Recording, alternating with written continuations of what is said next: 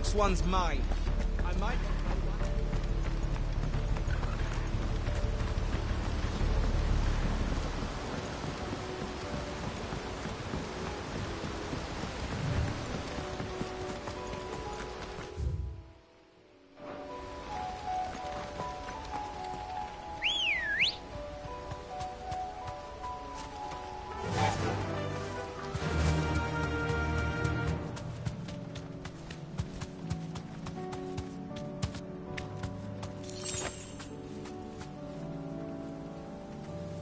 Straight home now.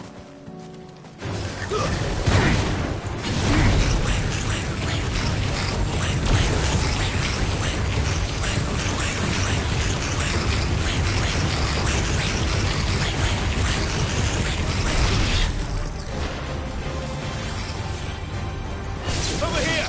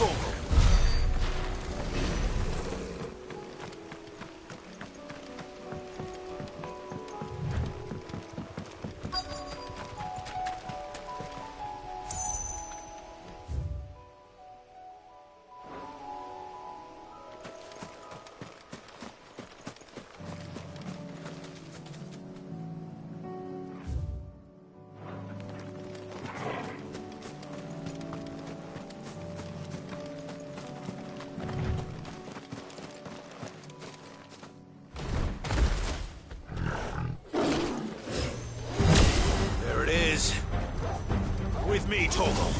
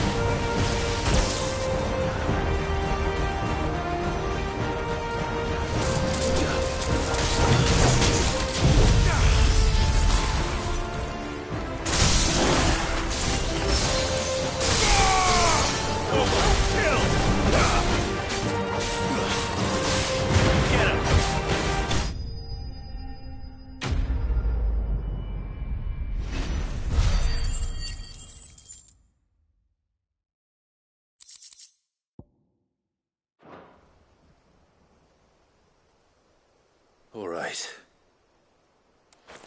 Back to Eastpool.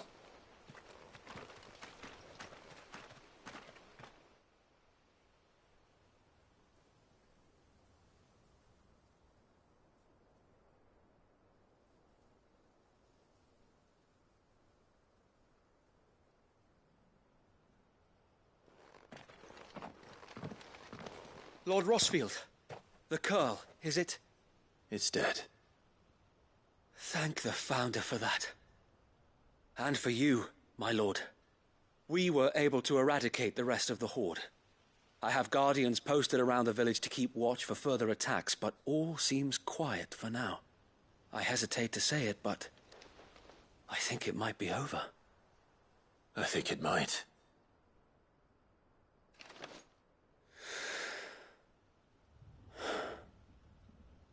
We did it. We saved Eastpool. Thank you, my friends. Thank you. No, Sir Wade. It's us who should be thanking you. You brought us together. Showed us what it means to fight for what you hold dear. We never had nothing to call our own before. We didn't know what it meant to protect it, but now we do. We really do. Forgive us, Sir Wade. You and your people saved us, and still we doubted you. There's no doubt in my mind anymore. We have to start acting like it. We have to fight to protect what's ours. To protect Eastpool. And we shall. We all shall. Together. This is our home. And if anyone or anything tries to take it away, they'll have us to answer to. Come on then. Let's get to work. This village isn't gonna rebuild itself.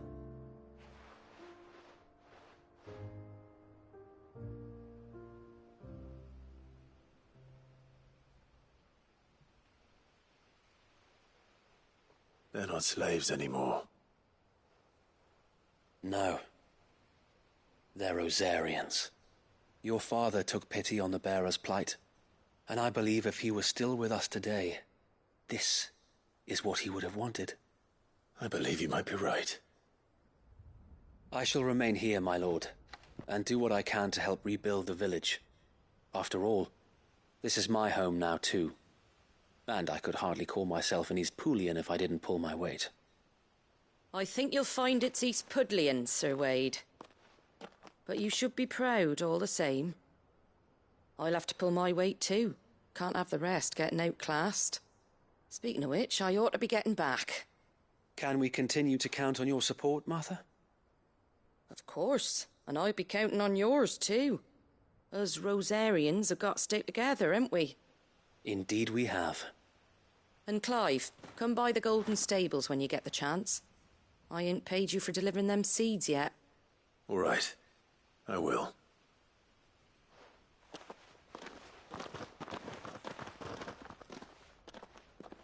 Lord Rossfield, do you remember our very first mission together? Clearing the goblins from the Stillwind marshes? How could I forget?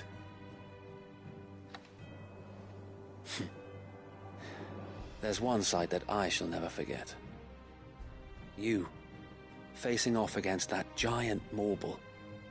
Not a trace of fear on your face. Since that day, there have been more than a few times when I felt like giving up. When the odds seemed so stacked in the enemy's favor, I thought I may as well just lay down my sword and surrender. But every time I would think back to the look in your eyes that day and remember what it means to be a shield. Know that whatever trials Eastpool may face, I shall never lose courage. Thanks to you. So Wade, you have always been a true shield.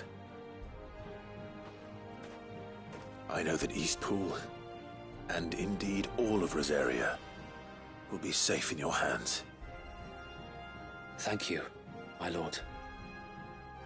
I know the rest of the world will be safe in yours. I'll do my best.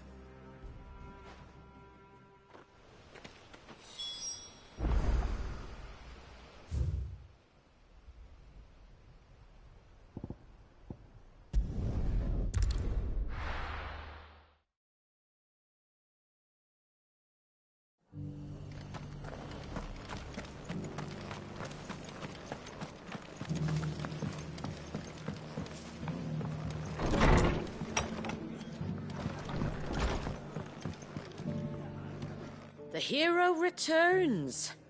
It's lucky you came by when you did, eh? Not only did my seeds get delivered, but you went and saved Eastpool and all.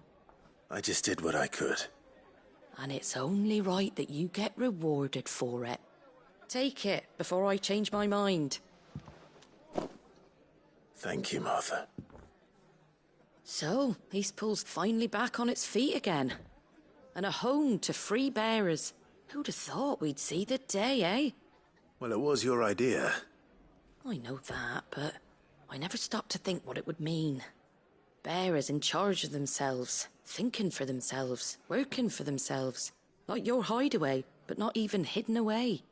Though I suppose the rest ain't much different nowadays. You know, bearers living free like that reminds me of when I first met Sid. Loath as I am to recall that particular day. I take it you didn't always see eye to eye. What happened? Well, if you really want to know, I started doing what I do long before I met Sid. In fact, that's how I met him. Or at least how he came to meet me. He showed up at the stables one day, asking questions about who'd been buying up bearers. Founder knows what he thought I was doing with them. Running a hunt, poking around in their innards. Something awful anyway. Me, I thought he was a new constable. Thought the game was up. But somehow we both managed to work out what each other was about. And before I knew it, the cheeky arse was rattling on at me about how I was doing it all wrong. After all my hard work. Told me I was giving them relief but not freedom. That my bearers were still dying as slaves. Got right under my skin, it did. Told him if he didn't like it, he could bugger off and report me to the garrison. And do you know what he did? He smiled. And then he laughed. And then I did the same. We made a pact that day, that whenever one of us was in need, the other would always be there for him. And you were? Well, we both wanted the same thing. To make life better for bearers. Just like your dad. Do you know I was born right around the time Elwyn became Archduke? Growing up, I saw how he tried to change things. He certainly didn't lack for ambition, that one. Indeed. But the loftier one's ambitions, the harder they are to achieve. Which is why those of us who follow in their footsteps need to finish what people like Sid and my father started. Suppose you're right, aye. And if we don't manage it, there's always them who come after us. Good thing we've got a few half-decent sorts waiting in the wings, eh? It's almost enough to give you a little bit of hope. Just a little. Anyway, enough nattering. Better get back to work. Let's see about making everyone some dinner, shall we? The least the folks who saved Eastpool deserve is a hot meal. And you and me ain't gonna save the world on an empty stomach neither. That sounds like a wonderful idea.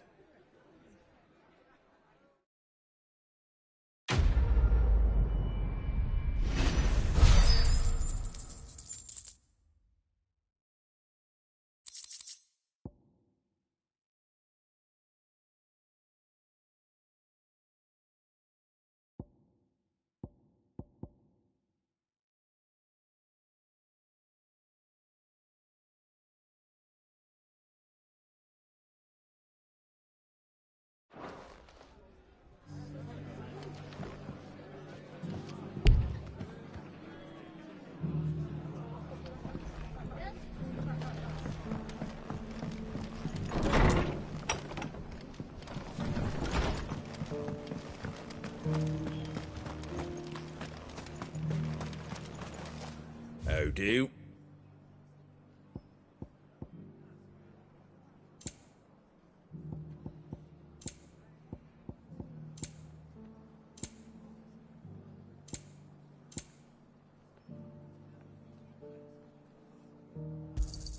Thanks very much. There you go.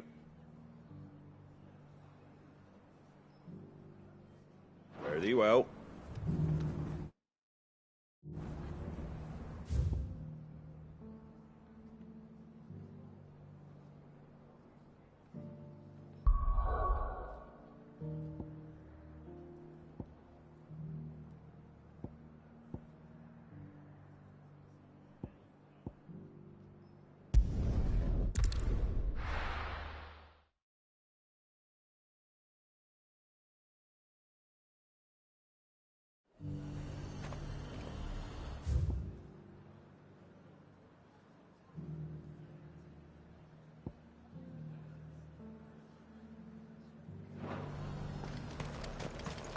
The Dominion's all but done for.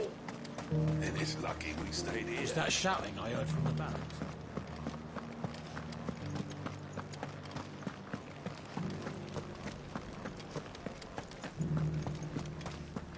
And you're just gonna fall in tonight? What else can I do? I don't trust this Duke. If we're not careful, he'll undo all the dame's hard work. Oh, Clive. What am I to do? My wards and I may soon be without a home. What's happened? The High Cardinal has descended from his lofty throne and taken up residence here in Northreach. The High Cardinal? Leader of the Council of Elders, second only to his Radiance at the head of the Imperial government. Not that any of those things still exist. Now he goes by his noble title, the Duke of Oriflamme. And what does he want with Northreach? He wants to transform it into a military stronghold, a foundation upon which to build a new Sambrec. He's already secured the support of the various army remnants, with promises that they shall be afforded the respect they deserve in his empire. One built on the confiscated property of the people. He would rob the populace to pay for it. Believe me, I have used every means of persuasion to discourage him from this folly. But for whatever reason, he will not listen to me. What does Captain Philippe make of this? When the town was under attack, it was him the soldiers rallied around. Couldn't he use that influence again? How? By speaking out against one of the most powerful men in Sambrec. A man whose stated aim is to revive the empire Philippe's comrades swore to serve, and to improve the soldiers' lot within it. The captain can offer them a regular supply of gruel, and an occasional trip to the Vale to help them forget the terrors they face each day. The Duke offers them a vision of strength and safety. No. Any attempt to incite mutiny would cost Philippe the support of his men, if it did not cost him his life. But given the mood around town, mutiny may yet be unavoidable. The people have little appetite for further deprivation, least of all when it serves only to elevate others. And who could blame them? Clive, would you appeal to the Duke on my behalf? For your services to Northreach, you have the respect of the soldiers, and they will take you to His Eminence if you ask them. And unlike Philippe, no bonds of loyalty prevent you from speaking your mind to the man. Well, will you try? You could hardly fare any worse than I did. I'll see what I can do. Thank you, Clive. Tell me then, where will I find this Duke of Oriflamme? In the garrison? Overseeing the troops, yes. All right. Wish me luck.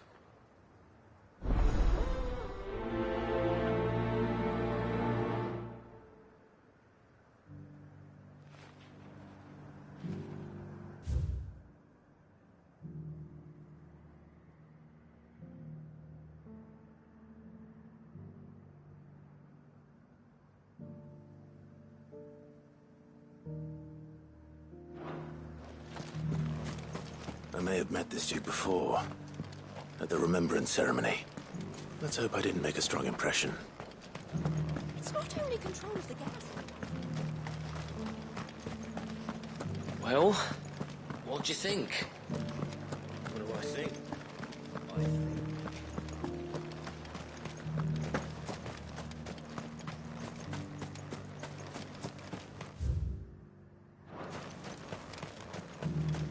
A whole day to dry some bloody linens.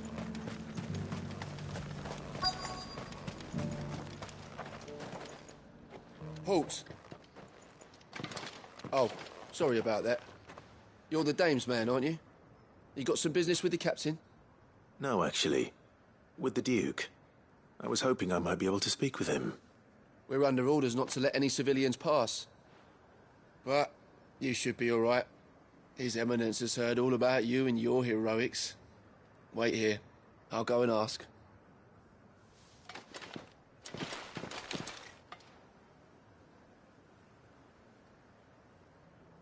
So, you are the sellsword who lent his aid to the garrison. The Empire owes you a debt, and I shall see it repaid. But tell me, is it wealth that you seek, or favor? Neither, Your Eminence. I thought only to inquire about your plan to turn Northreach into a stronghold. Ah, I see. You are worried the expanded garrison will render your services redundant. Yet you needn't be. A proud fighting man like yourself shall always have a place here. Pride of place, in fact. For too long has the contribution of the noble soldier been under-reckoned. But no more. For it is they who shall see the Holy Empire rebuilt, beginning right here in Northreach. Why here, Your Eminence? The town has been fortunate enough to escape largely unscathed from the recent troubles. Her defenses are sound, and her garrison well prepared. Which is more than can be said for Oriflamme or Twinside. The Empire wants for a capital, and I believe Northreach to be the perfect place. With Caer Norvent as her citadel. Once we have seen to the refortification of both the town and the castle, we need only build a wall around both to create a city that would be the envy of the twins. Plans are already underway for the construction. Soon enough, these thralls shall learn that they are no match for the might of Sanbreque. I fear you underestimate how dangerous these creatures are, Your Eminence. Should they return in force, you will need all the people of Northreach to come together in defense of the town. Something they may be loath to do if they've been deprived of their worldly goods. The people will do as their leaders command. If Sanbreque is to be rebuilt, she will require a functioning government. One whose authority is beyond question. That is why this levy is necessary. So that any man who wishes to join the army might do so and be fed, outfitted, and paid as befits a defender of the Empire. And yet there are those who persist in peddling the treasonous lie that I seek to steal from the people and drive them from their homes. I suspect they're afraid of losing what little they have left. Precisely. The common folk have little and less, and you mean to deprive them of even that.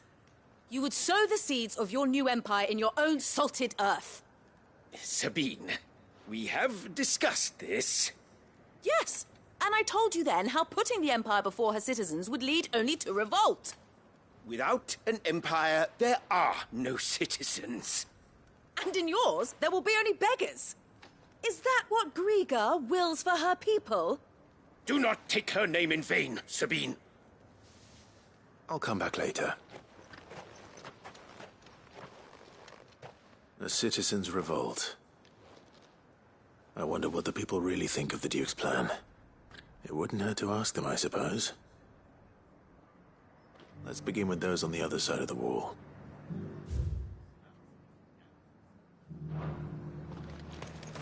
Sabine.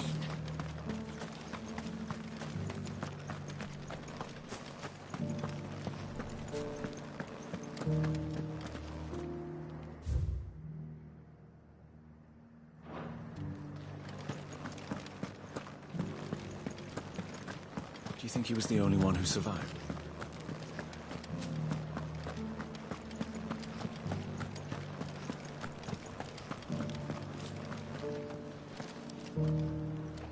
All right there. What is it you're after, sir? Just your opinion, actually. I wondered what you thought of the Duke of Oriflamme.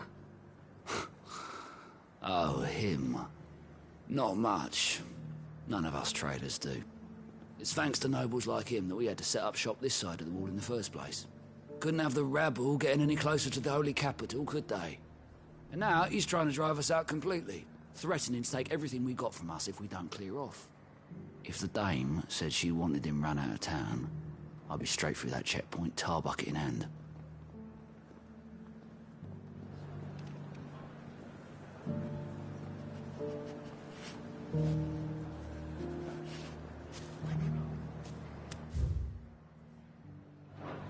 That so-called Duke is asking too much. He'll take everything we have. The Dominion's all but done for. And it's lucky. Welcome, welcome.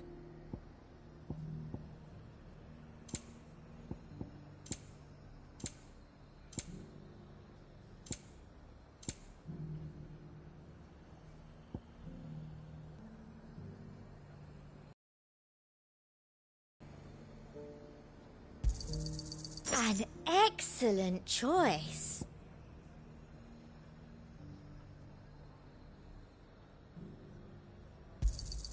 I do like a customer who knows what he wants.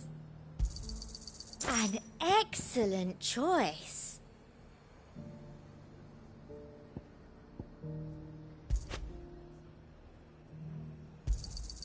You've a keen eye.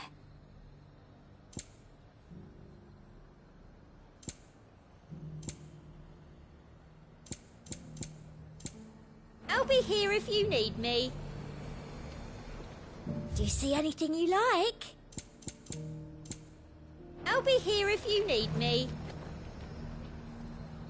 I've been hearing a lot of talk about a certain duke. Nothing good, I'll wager. Going around acting like he owns the place. And with hardly a word to the dame. This is her town, not his. I take it you'd rather she was in charge. As far as I'm concerned, she still is. Just need His Eminence to sod off back to Oriflamme.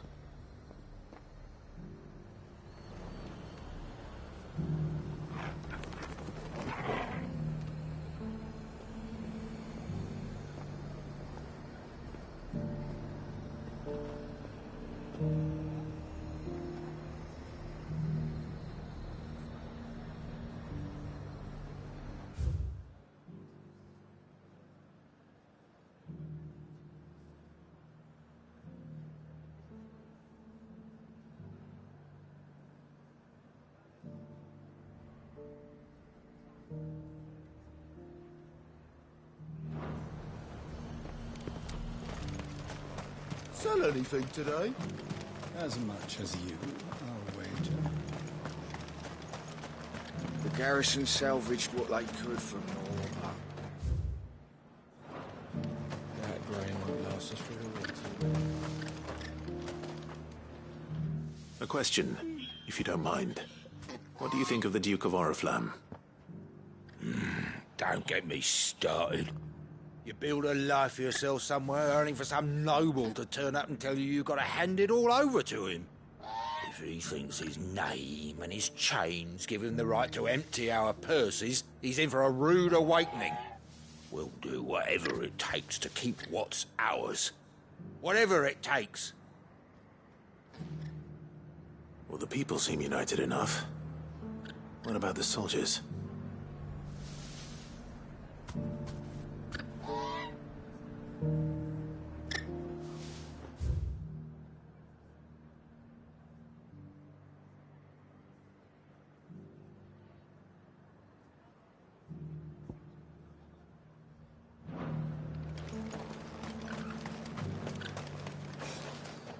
To think I would be lying under a pile of rolling twins.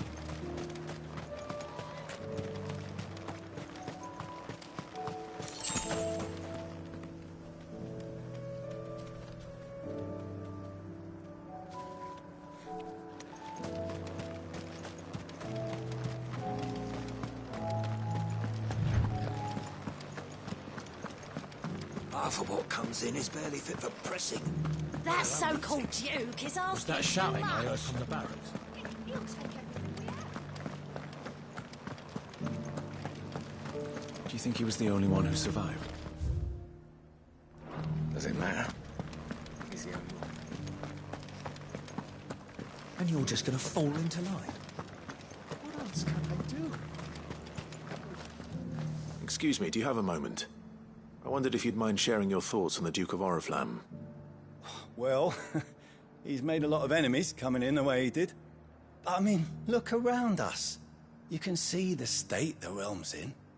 The traders might not like having the screws put on them, but if they volunteered a few more of their hard-earned gil before things got bad, maybe they wouldn't have to. I think the Duke's got a point when he says rebuilding the Empire's the best way of making sure we're all protected. And if that means people who don't know one end of a sword from another have to make way for those who do, well, that's just how it goes.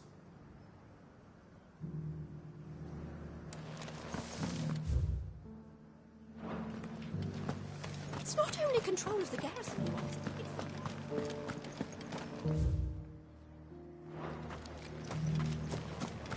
We already have a leader in the Dane.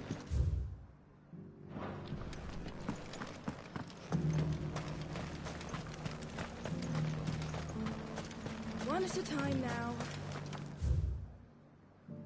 Enough for everyone. Thank you. You're the one who was talking to His Eminence. On the Dame's behalf, yes. I was trying to persuade him not to take the people's goodwill for granted, but it seems my words fell on deaf ears. What do you think of his plans? I'm a soldier, mate. He tells me what to do, not the other way round. Listen, I've got nothing but respect for the Dame, but I've got a family to look after. That's where my loyalties lie, not with the town or the Empire, but with my wife and children. If the Duke can get us the men and the equipment we need to fight off those blue-skinned bastards, I don't care how he does it.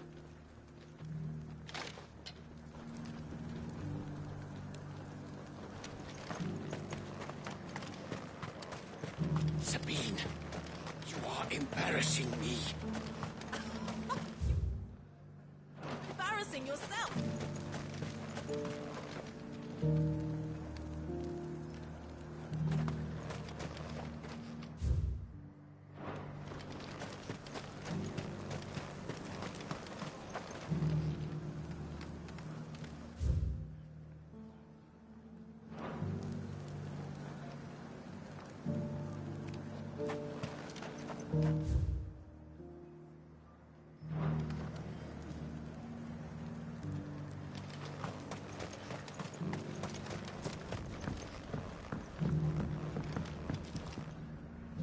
I hear the Duke of Oriflamme plans to turn this town into some sort of fortress. Do you think that's a good idea? It's not for me to say. All I know is that unless the Emperor orders me otherwise, His Eminence's word is law. Look, no one likes all these taxes and tariffs, but empires don't come for free. Once Sanbreque is back on her feet, we'll all reap the benefits. Let's see what Philippe makes of all this.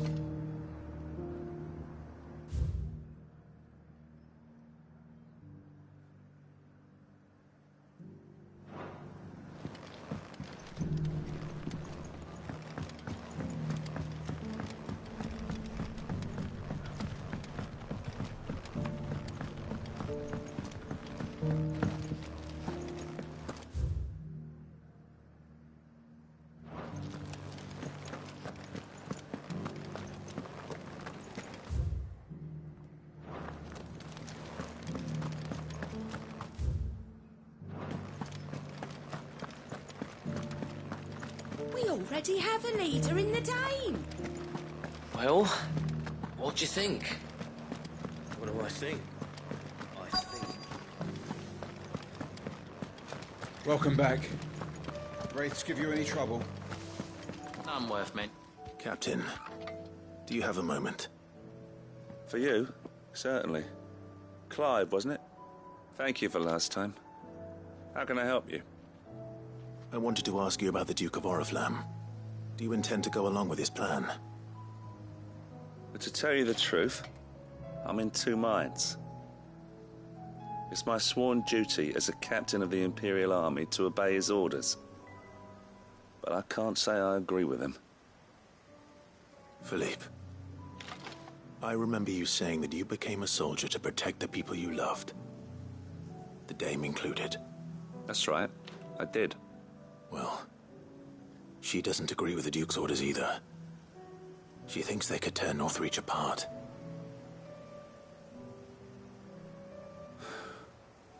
And she's probably right. Thank you, Clive. I know what I need to do now. Protecting the people I love is what matters. Doesn't matter how. Well, duty calls, so I better go. Thanks again.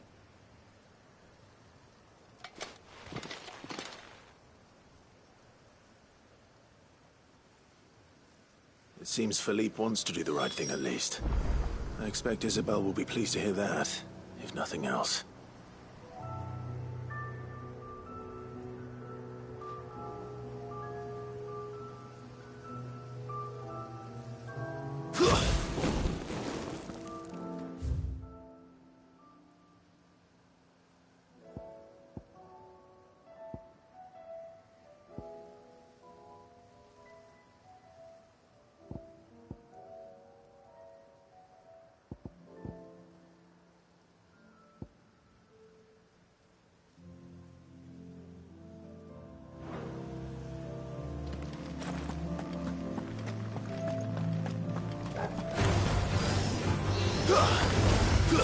Go, Tor! This one! Attack! Get him! Go, Tor! This one! Over here! Attack! Get him! This one! Go, Tor! Sick him! Go, Tor! Attack! This one! Attack! Go, Tor!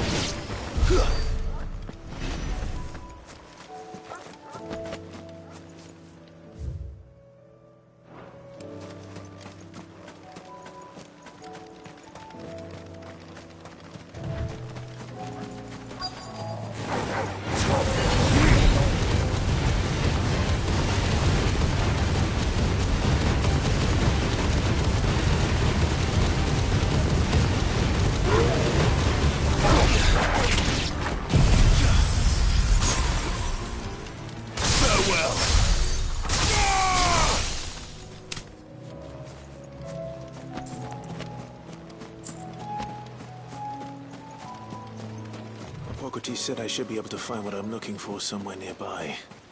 Bright blue dragons and bright yellow flowers. Should be easy enough to spot.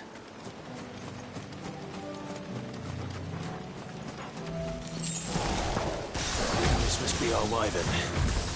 All right. Let's get this over with. This one!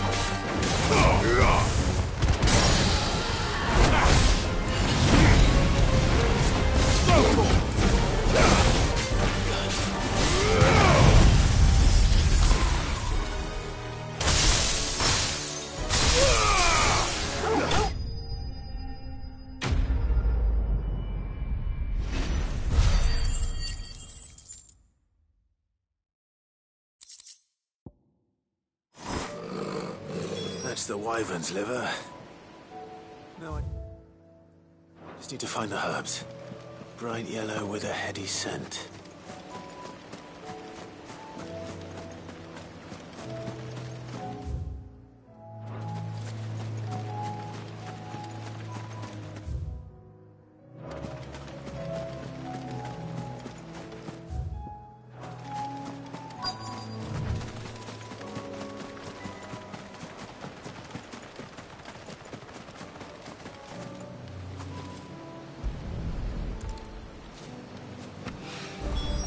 I think that's everything Molly needs to resurrect her recipe.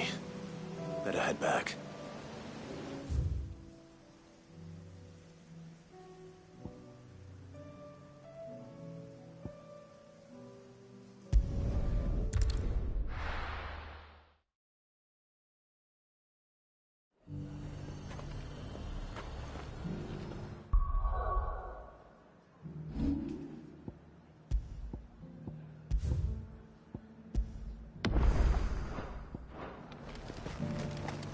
Dominion's all but done for.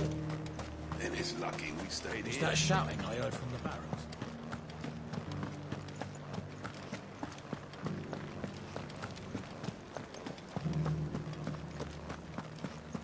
And you're just gonna fall into line? What else can I do? I don't trust this Duke. If we're not careful, he'll undo all the Dame's hard work. Ah, Clive. How did you fare? Were you able to speak with the Duke? I was, but...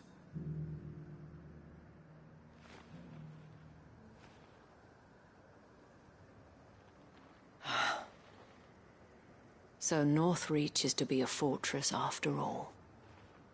Well, it will certainly help to hold back the thralls. There's no denying that. Though I doubt it will come as much consolation to the townspeople whose worldly goods are confiscated to pay for it. They deserve to be heard, Clive. To have a say in this new empire the Duke means to build. Sadly, His Eminence values their obedience more than their opinions, and hopes to reassert the authority of the state. I fear he sees the people as mere pawns on his chessboard to be sacrificed for the greater good. Needless to say, they themselves are of a different opinion, and would rather their destinies were in your hands. The soldiers, meanwhile, are content to follow their orders. And not just because of the Duke's rank, but because of his vision. I thought as much. Had I sworn to protect Sanbreque, I dare say I too would want nothing more than to see it rise from the ashes. Thank you for trying. But the battle is lost. I don't know about that. What happened to your uniform? I handed it in, along with my resignation. Told the lads I wished them well, but that I owe it to those I love to call it a day. But why? Because I realize what really matters to me. Not following some nobleman's orders for the sake of it, but protecting what I care about. Protecting Northreach. I honestly don't know when those monsters will return, but I'm certain they're not finished with us yet. And when they do come back, we need to be ready for them. We need to stand together, all of us. And with you to lead us, milady, I reckon we can do it. It was you who finally convinced me, Clive. There's no point following orders if they go against everything you believe. Indeed. All of us, standing together. That has always been Northreach's best hope, and one which still lies within our grasp. We have only to turn our attentions to the true enemy. Thank you, Philippe, for showing me what I must do. Anything for you, milady. Speaking of standing together, would you mind if I borrowed a few of the lads from the Vale to help keep watch around the town? I fear His Eminence has loftier tasks in mind for the guard. Not at all. Be my guest. Wouldn't be the first time.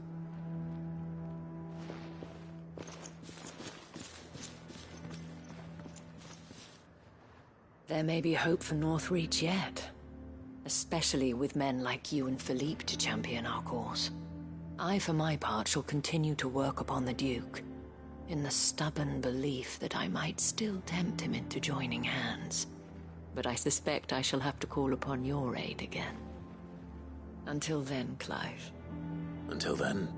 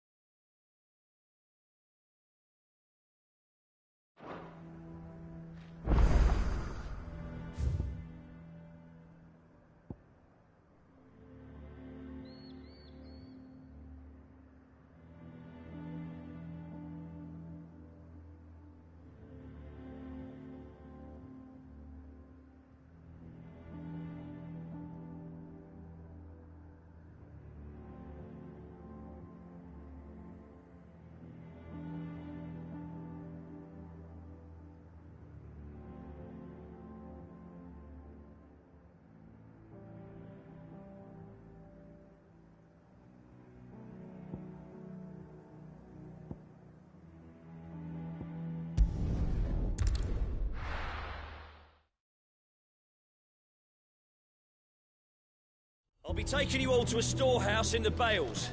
Leave anything you don't need behind.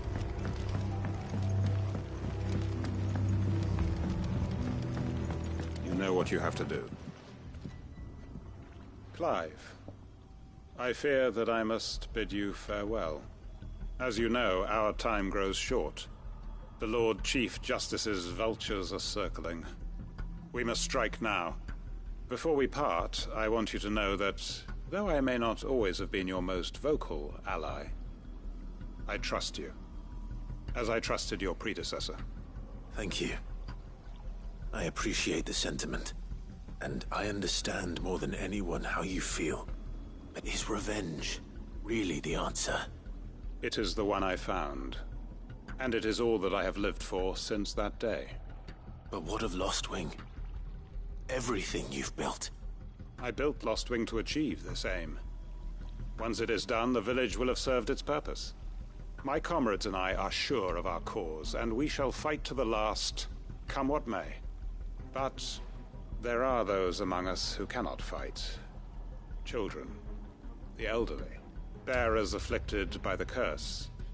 I would place Lostwing in their hands, if I thought it would do them any good. But a village home only to the frail and the infirm is not likely to stay a safe haven for long. And so, Clive, I find myself turning to you once more. Will you take them to your hideaway, that they might live even should Lostwing die?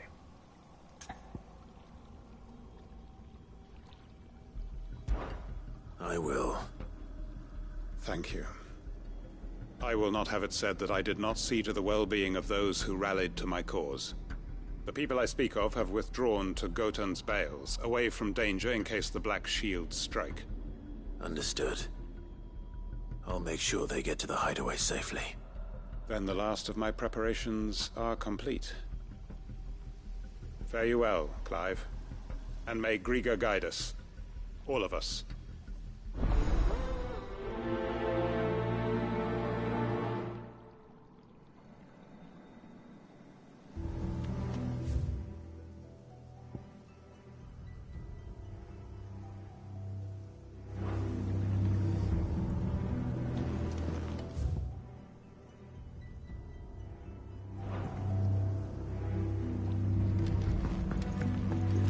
Gotan's Bales, then, and quickly.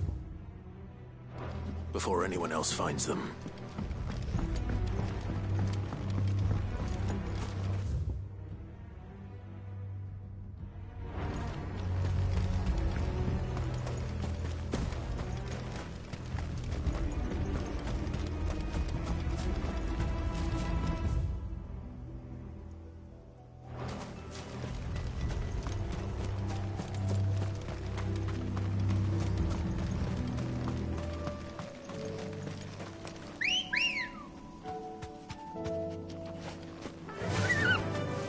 Run like the wind.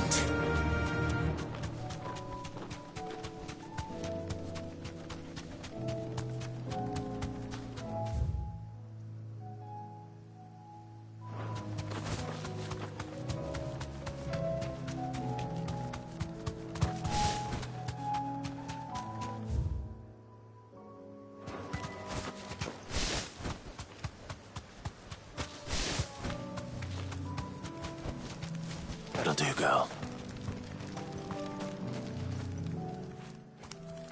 Everyone, Quinton has asked that you come with me. He can no longer guarantee your protection, but I can. There's a safe place I can take you to. Well, if that's what the Master thinks best. Sid, none of us would be standing here today if it weren't for Master Quinton. We owe him our lives. So we ain't about to start telling him what he should do with his. If he's saying we ain't safe in Lostwing no more, it's 'cause he ain't coming back. And if that's what has to happen, then so be it. I only hope he can see this through to the end. That we get to see justice done. I hope so too. Oi! You lot! Where's everyone else? They ain't already left, have they? They've gone with Master Quinton. Fuck! Fuck! Fuck! What's wrong? I've just come from the Justice's manor. We have to get Quentin to call off the attack. It ain't just the Black Shields protecting the place. He's got a guard dog and all. A fucking monster. They don't stand a chance against that thing. If I don't get the message to them, they're all gonna fucking die. No. We can't let this happen. Sid! Don't worry about us. You've got to catch up with him. We can't let Quentin die before that bastard does. All right. I'll do what I can. Where is this manor? It's way over to the east, through the woods. Heavenhall, he calls it. Promise us, Sid. Promise us you'll do what you can.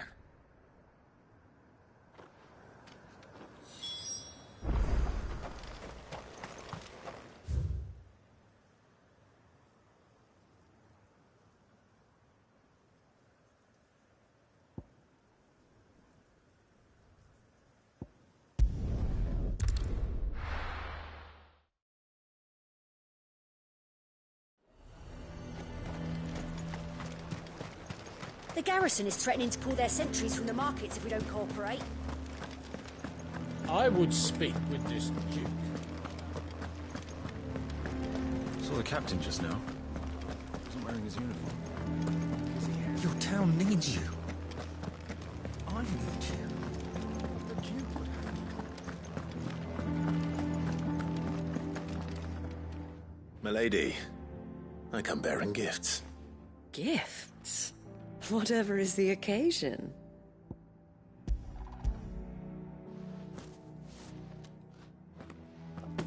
Oh my. Clive, you really have outdone yourself. Otto asked me to give it to you. To settle the Hideaway's debt with the Veil. And to compensate you for the time it took us to do so. You disappoint me, Clive. I thought you might finally be warming to me. Tell Otto he can keep his baubles. I tried to tell him as much the first time around. The man owes me nothing, nor does the Hideaway. My contribution to the restoration effort was made freely and willingly. It was the least I could do. You once told me Sid did you a kindness. I'd like to do the same. Please, accept it. For my sake. And for Otto's. For all of us. For all you've done. It is rather fetching, isn't it? Very well. Otto is lucky to have you, Clive. I doubt anything could ever replace his son. But you and the others at the Hideaway are the closest thing he has to family. Otto had a son. Long ago, yes. Sid told me Otto lost him when he was just a boy, and blamed himself for not being able to stop it. I don't know how it happened, whether there was anything he could have done, but it was clear that it weighed heavily on him. I didn't know. How could you have? I doubt anyone did. Besides Sid, I've never met a man more keen to bear his sorrows in stoic silence. An ill habit, given that both have always been surrounded by friends desperate to help them. I'm beginning to see that.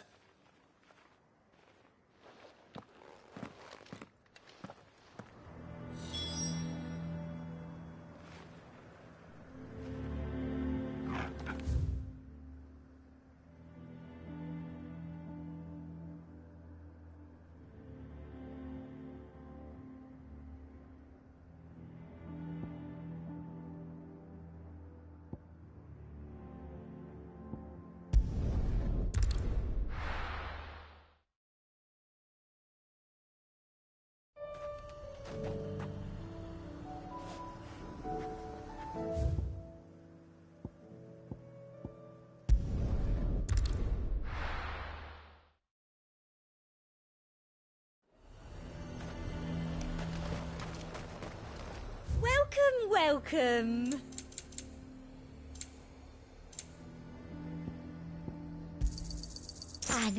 excellent choice.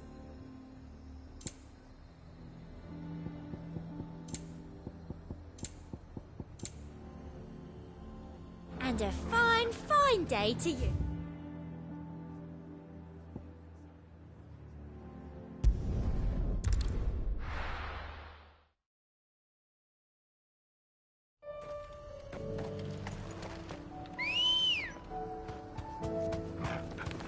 Come on.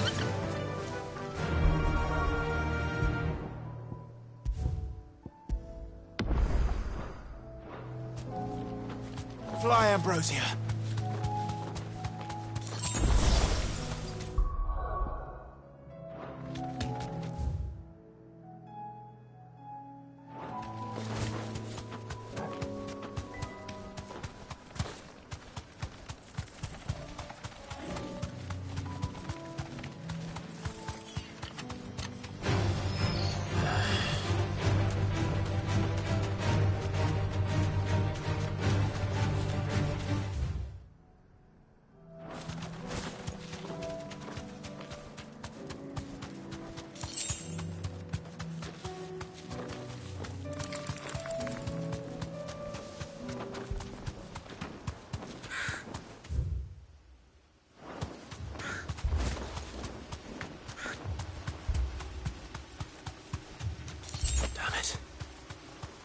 Don't tell me I'm too late.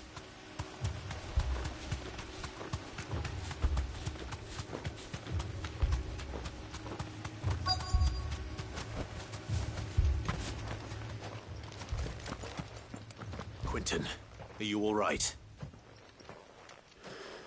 No. But I am alive. Which is more than I can say for my comrades. They followed me without question all the way here. And they died. For nothing.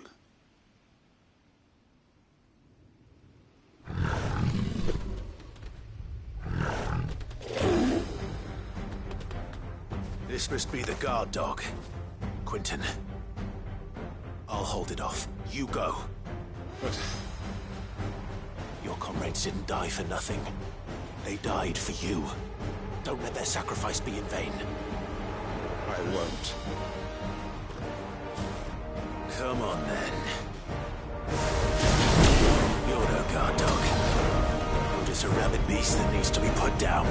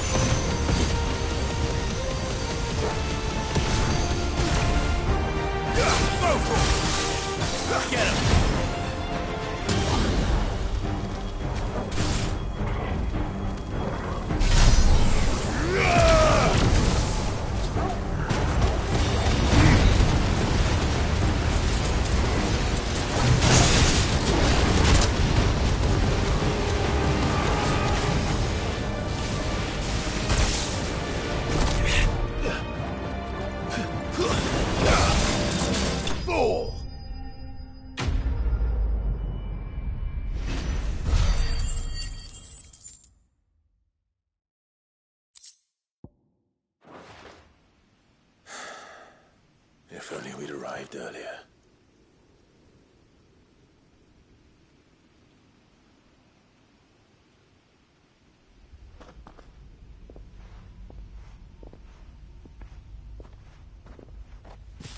Is it over?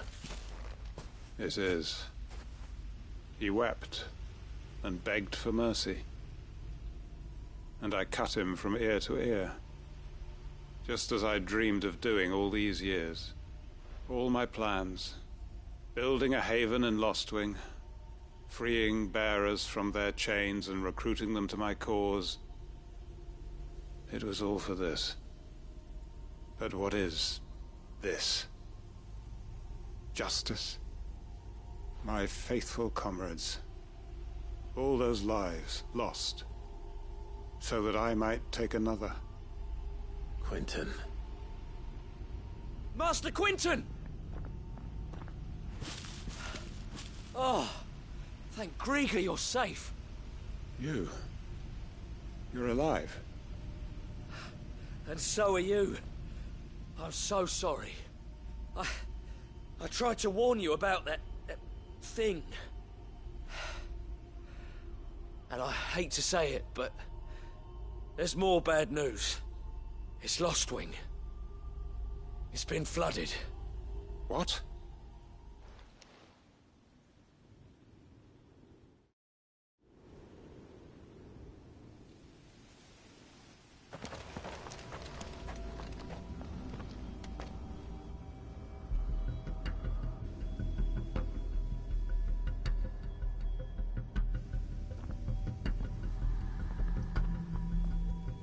Lostwing.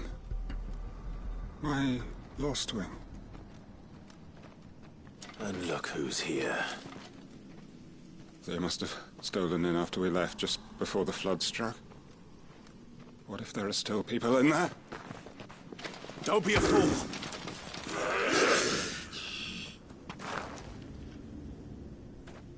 Damn it.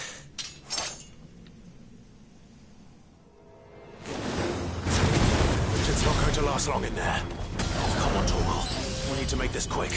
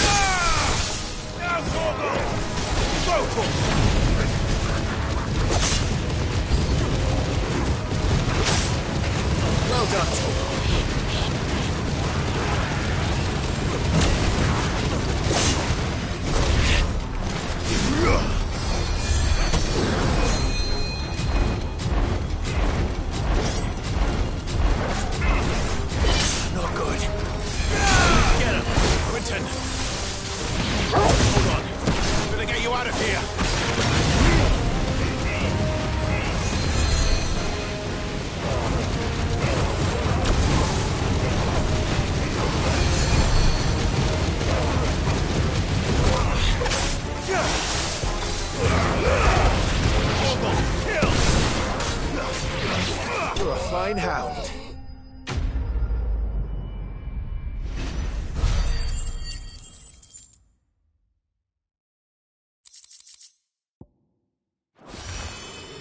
I need to get back to Quentin.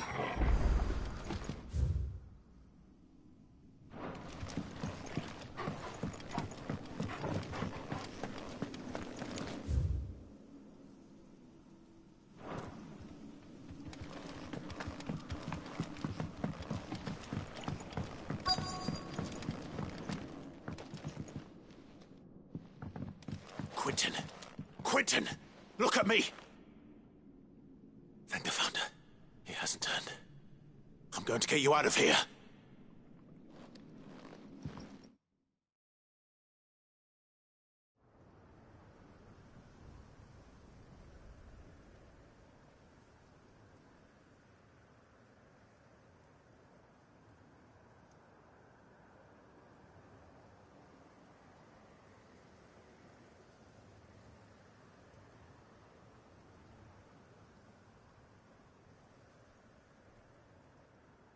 Welcome back to the land of the living. Is Lostwing? The flood has filled the valley. I see. Then all is at an end. A strange way to achieve one's life's ambition. No, Master Quentin. Save your strength. Why?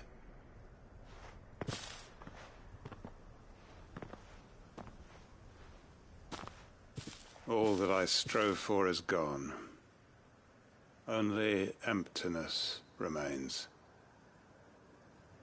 I have nothing left to live for. What the heck are you on about? You've got us, ain't you? Don't try telling me you only freed us so you could get revenge. We're more than that to you, and we all know it. I thought you weren't coming back. But I prayed, and you did. There's got to be a reason for that, right? Can't we just go back to how it was? You know, you looking after us all. Your work ain't over yet, Master Quentin. We believed that you were the right man to lead us, and we still do. Your village may be lost, but it seems your people aren't, so long as you remain to guide them. But why? After what why would anyone follow me? 'Cause we're family, aren't we? Family? Yeah, and all our comrades who went with you, they felt the same. Lostwing weren't just a village. It was all of us. It was. And as long as we're still here, it is too. We can start again. Build a new Lostwing, right here in the Bales.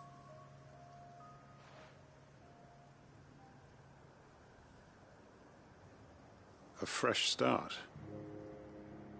One life ends, and another begins. Why just a village? We could build towns. A nation, even. What's to stop us? That's the Master Quentin we know. Please. I am nobody's master. Quentin will suffice. After all, we are family.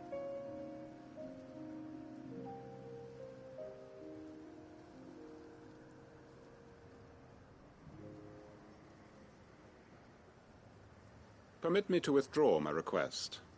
I will no longer be needing your help in looking after my people. I'll pretend you never asked. But you must be rewarded for your efforts on our behalf. You saved my life twice over. And more besides. A bottle or two of your finest red will suffice. Of course. Nothing but the best. And I have a feeling that this year's vintage will be the finest yet. If you don't mind waiting, that is. I look forward to it.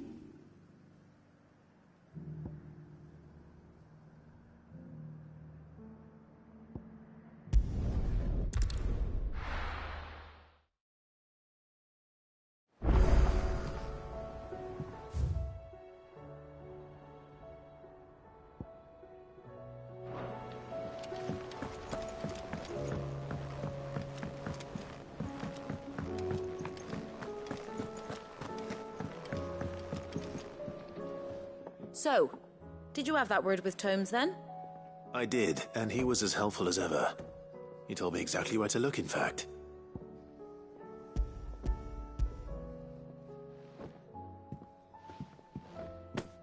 And what precisely will I be cooking up? Or is it better not to know? Blueback wyvern liver. And, a herb known as Saint's Bonnet. Ah, wyvern livers, was it? Well, at least it weren't actual worms, I suppose. Now then, you stay right where you are. I've got some cooking to do. Let's hope these grand old chefs of yore knew what they were on about.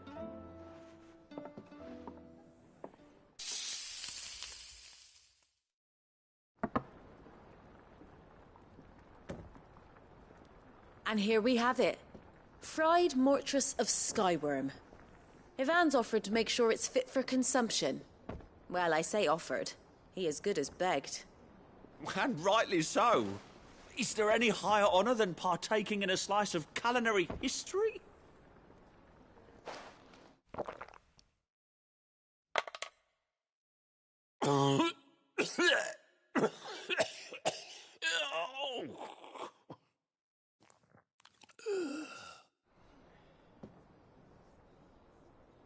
So, not fit for consumption then?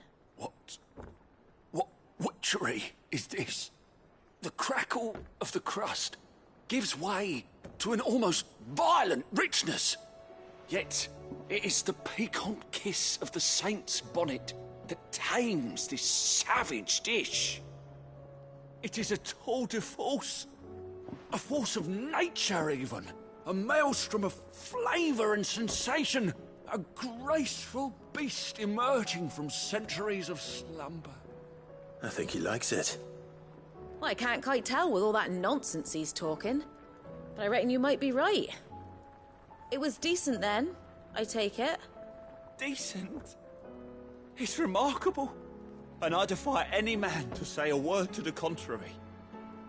Sid, might I suggest that you command a party of your finest men and women to procure a dozen blueback wyverns forthwith? I'll give it some thought.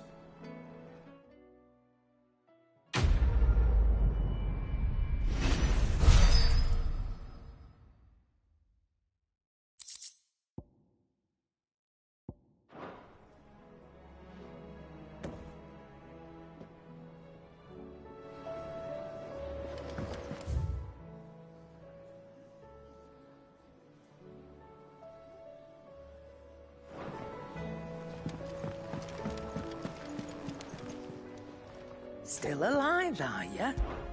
If you're gonna buy some, be quick about it.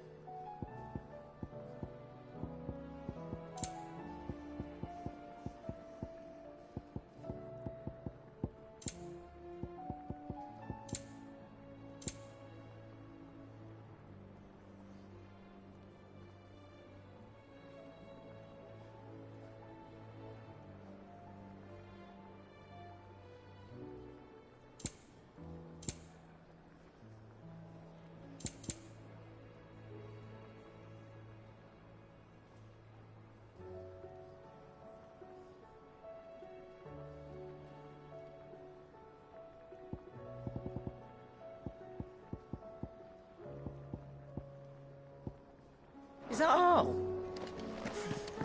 The stew's awfully thin these days. Oh, you expect. So, what'll it be?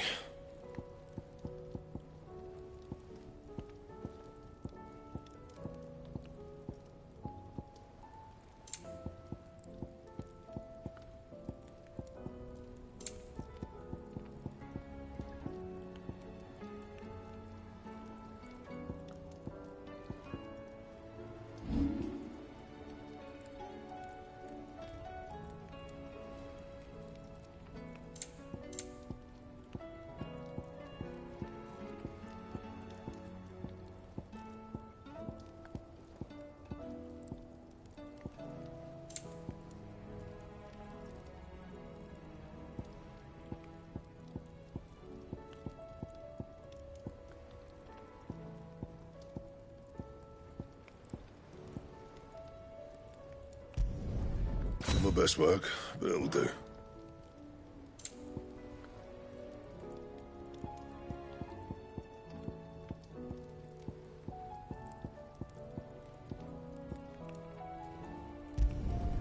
Yeah, that should do you. That it? Fine.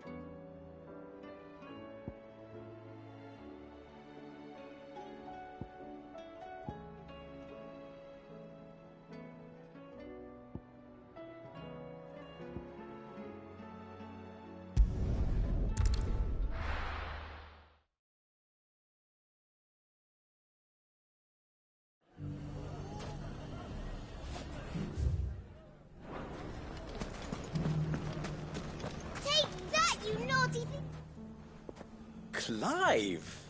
To what do I owe the pleasure? I just wanted to see how the town's been faring since you brought everyone together. Since we brought everyone together, all is absolutely wonderful. Conrad and Natalie's hands remain safely away from each other's throats and firmly at the helm. Our stores are full, and the bandits still too disorganized to raid them. Just as the good Lady Jane and Lord Underhill intended. Are you a lord? Lubor's going to be one too. They're going to make him the Lord of Dalimil, because of how he stopped all the grown-ups from fighting. It's the mayor of Dalimil, dear child, and the vote hasn't taken place just yet. But if the people wish me to lead them, I shall. And my first act will be to build a school so that menaces like you two learn not to interrupt your elders. Speaking of menaces, there may be a rather worrying one just over the horizon. May there indeed. I'm afraid the example Conrad and Natalie set in putting aside their differences and presenting a united front might have caught the bandits' attention. And they might have elected to take a similar approach. They have formed what one could call a League of Outlaws, and they grow more organized by the day. We'll fight them all off just like last time, no matter how many of them there are. Won't we, Lubor? Of course we will. If we continue to work together, we can overcome any challenge we choose to face. The longer we avoid facing this one, the more difficult it will be, until the only way to overcome it might be to run for the hills. Our best hope is to nip these efforts at organization in the bud, by finding those ne'er-do-wells who have yet to join the cause, and ensuring that they never do. Perhaps a certain Lord Underhill might be willing to lend us his aid once more? How could I refuse? Thank you, my lord. Victor will fill you in on the particulars. I have him stationed by the desert gate, receiving and collating reports from my scouts. Such an amenable soul. He reminds me of you. I'll go and speak with him.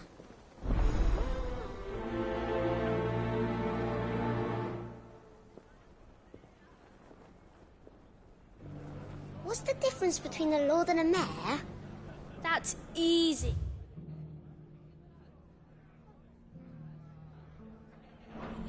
One of them swings a sword, the other forges them.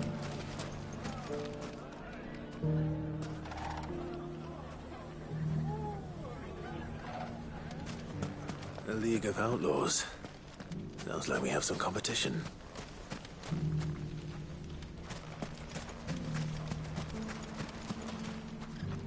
Still in Dalimil, Victor? Ah, Sid. I thought you'd have returned to Cosnes by now. I did. Then I came back. I've developed something of a fondness for the place. And having worked so hard to see it saved from one fate, it would seem remiss to abandon it to another. A sentiment Master Lubor certainly isn't shy about exploiting. Hence my doing his bidding yet again. You're not the only one. What does he want you to do? He asked for my aid in putting down the bandits. And he said that you might be able to help me find them. Then you've come at just the right time. I was on my way to speak with Conrad about how to organize our forces.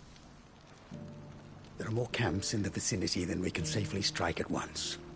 But we must strike together, and we must strike soon at as many camps as we can. We can't give this league of theirs time to rally its forces. All right. Which camp shall I take? There's one upriver. Just out there, across the dunes. Leave it with me.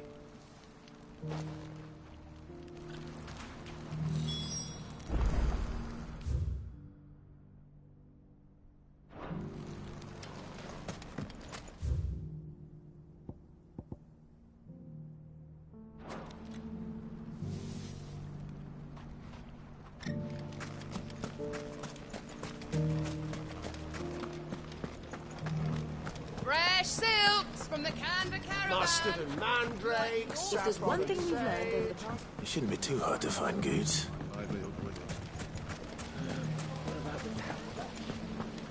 We need someone who can bring the whole town together.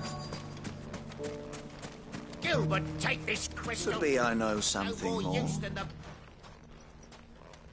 Clive, listen! I found someone who says he's heard the rumours about Nan. Have you? Go on. Tell him what you told me. All right. It's like I said. A wizened old crone by the name of Karen's been selling steel to whoever will pay her price, be they knight or knave. Says the more swords and spears she puts in people's hands, the more war they'll wage.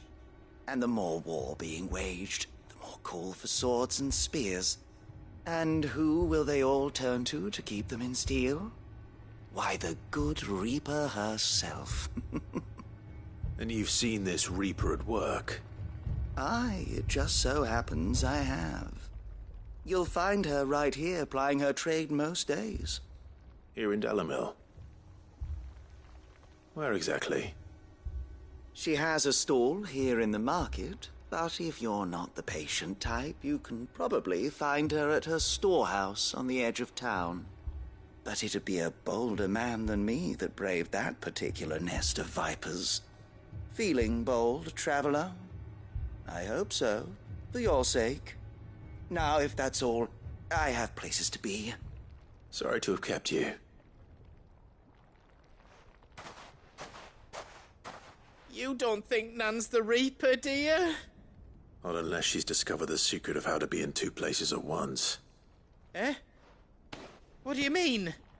Lady Karen hasn't left the hideaway in weeks. So who has been running this stall he spoke of? Good question. I'll go and have a look. And I'll visit this storehouse on the edge of town. All right, but be careful, Clive. You too, Goots.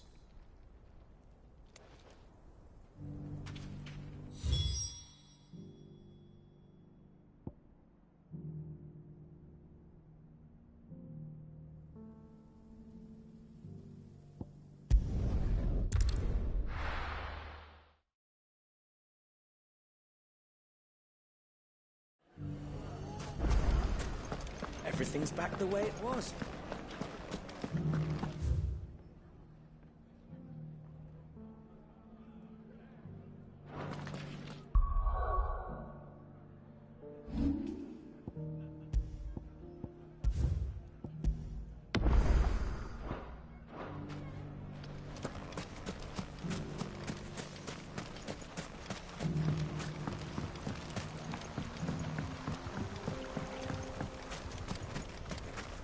Those ne'er-do-wells want to band together.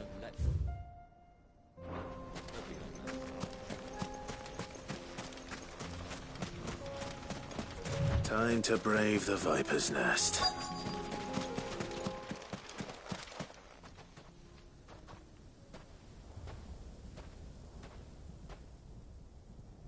Just you, is it? Thought I might have laid it on a bit thick. It was a fairly unconvincing tale. So, what now? That's up to you. Die a slow death, or a quick one. Boys, he's all yours. But that sword is mine.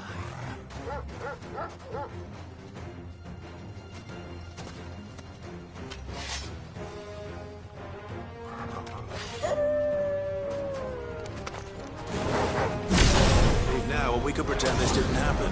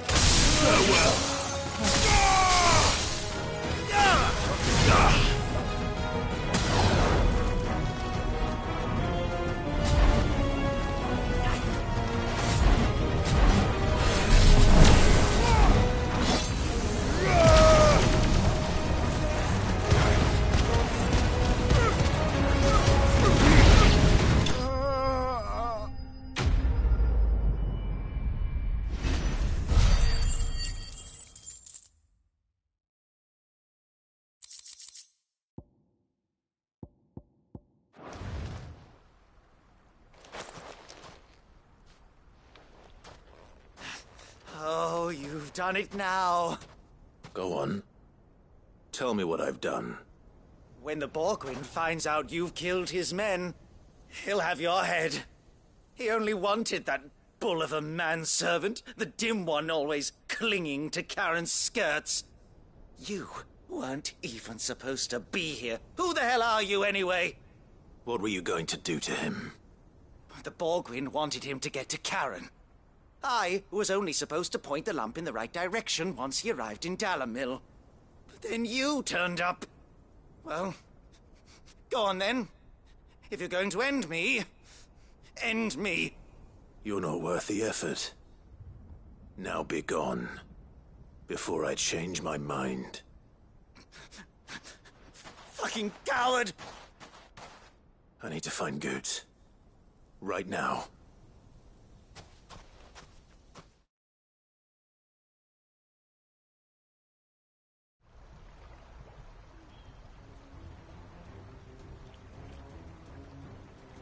Get your filthy paws off me, you naughty-pated lout! Stop calling me names! And stop spreading them horrible lies about Nan! Well, that will be easy enough. For they are not lies. Every last word is true. And she must pay for her crimes in blood. Blood? Goot, are you all right? He's gonna kill Nan! He said she had to pay in blood! After what she did, it is only right. She ruined my life and the lives of countless others. That loathsome harpy's very existence is a crime, and I will not allow it to continue. Goots, was it? I have no quarrel with you. Only with your employer. Run along now. You need not pay for her sins. No. No? I don't care what she did. I won't let you hurt Nan. Promise me you won't hurt her, or I'll kill you myself! Goots, no. Yeah.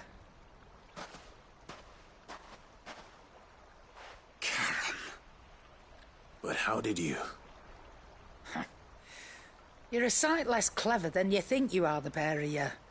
Did you think I wouldn't notice the two of you slinking off together? Well, the whole thing got me thinking, who in Dalamil might bear me a grudge?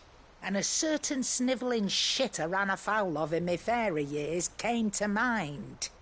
Though it was just Bogan back then, wasn't it? I thought the years might have taught you some sense, but I see you're the same pants-pissing craven you've always been. What was it we called you? Wet legs? You bitch! Everything that happened, it was all your fault! And now you'll finally pay for what you did to me!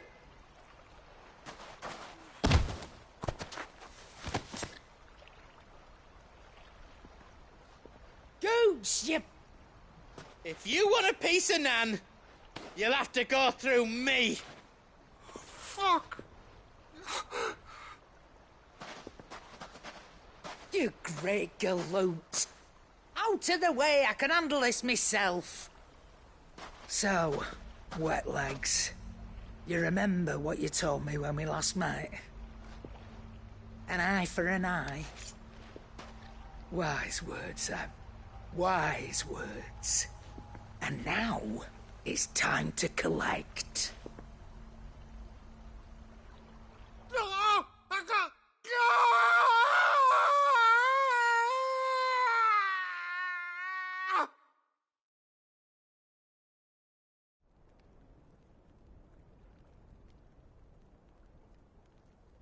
Sorry to keep you waiting. Is he... Dead? No. But I reckon he wishes he was. It isn't easy going through life one eye short of a pair. After all, I should know. You don't mean... Oh, don't tell me you didn't notice. Lost it to old Wet Legs back when we were working the same routes. Said I'd stolen from his strongbox. I'd done nothing of the sort, mind. But that didn't stop him taking his little revenge. So I took some of my own. Sorry, lost everything. His coin, his clients. Always knew he'd be back one day to claim his due. But he crossed a line dragging poor Goots into this. He didn't hurt you, did he? No, Nan. Still got all my arms, see? Legs too. But what if he comes back again? What if he does? First we take the other eye, then we work our way down. He'll learn his lesson soon enough. But something tells me the Wet Legs has learned it already. Right. Let's get you back to the hideaway. You've attracted quite enough attention already. Ta-ra, Clive. Remind me never to cross you, Karen.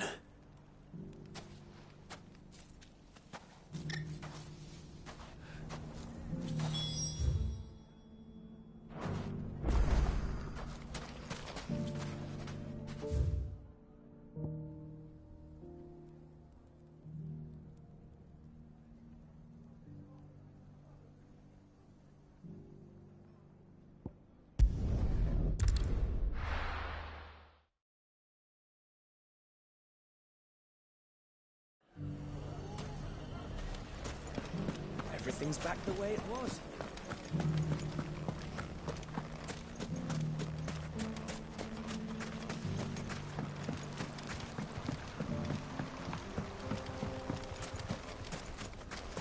If those ne'er-do-wells want to band together, let them. There'll be no match for us.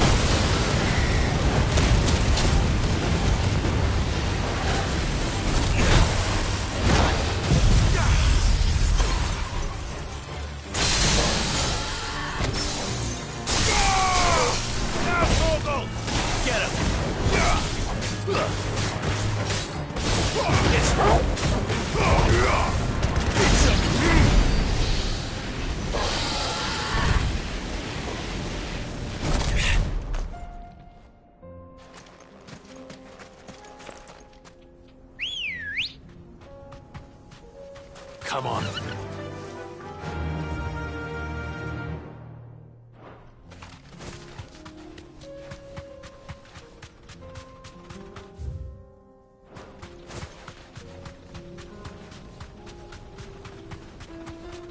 That must be the camp Victor mentioned. Come on then, Toggle.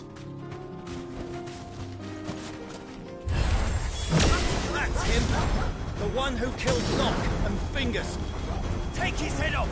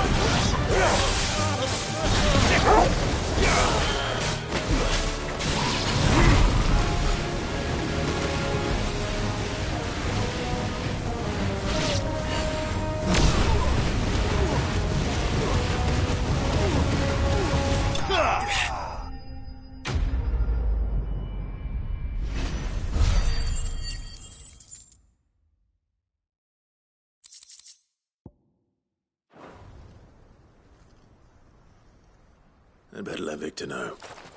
Sid, where are you? Ah, I see the bandits didn't pose you any trouble. No, but... that's not why you're here, is it? No. Something's happened. We need you back in Dalimil. What is it? The whole town's in uproar. They're saying that Lubor is a bearer. What? Seems that one of our parties wasn't as thorough as they should have been. They let one of the bandits escape, and his escape route took him right through Dalimil. Some of the children spotted him, and he was about to silence them. And when Lubor felled him with a bolt of magic, and without a crystal. But that's not possible. It is, if he's a bearer and has been hiding it all these years, which is what people are saying. If he has, well, I wouldn't blame him.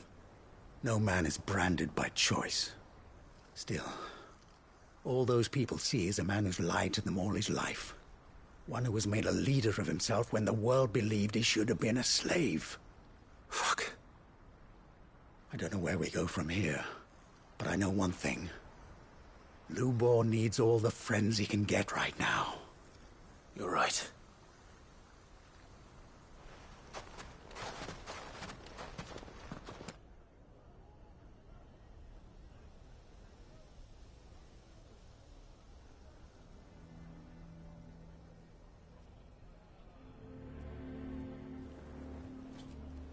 And now everyone knows. I made it a habit to keep a crystal close at hand for just such an occasion. And when that occasion arose, I forgot to reach for it. Well, it was bound to come out sooner or later. We're sorry, Lubor. We tried to keep running. But we just couldn't anymore. There's nothing to be sorry for. I rather enjoyed playing the hero for once. All that matters to me is that you two are safe. Look at him talking to his betters like it's nothing. All lies, I'll wager. Just like the ones he fed us all these years. Once people make up their minds, it's hard to change them. We need to do something, and quickly. Convince the people not to let their prejudices blind them. Convince them that nothing has changed. That their enemy lies outside these walls, not within them. You're right. We should speak to everyone. I'm glad you agree. I'll handle the townsfolk. I'm a Dalmec born and bred. They listen to me. You head to the tavern. Make Conrad and Natalie remember who Lubor really is. They know that Lubor and I are friends. I might not make for the most impartial of interlocutors.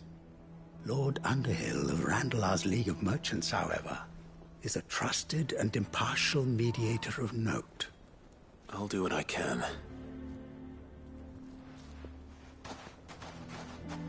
Lubor, stay here with the children. I can't promise anything, but we'll try. And that is all I can ask of you.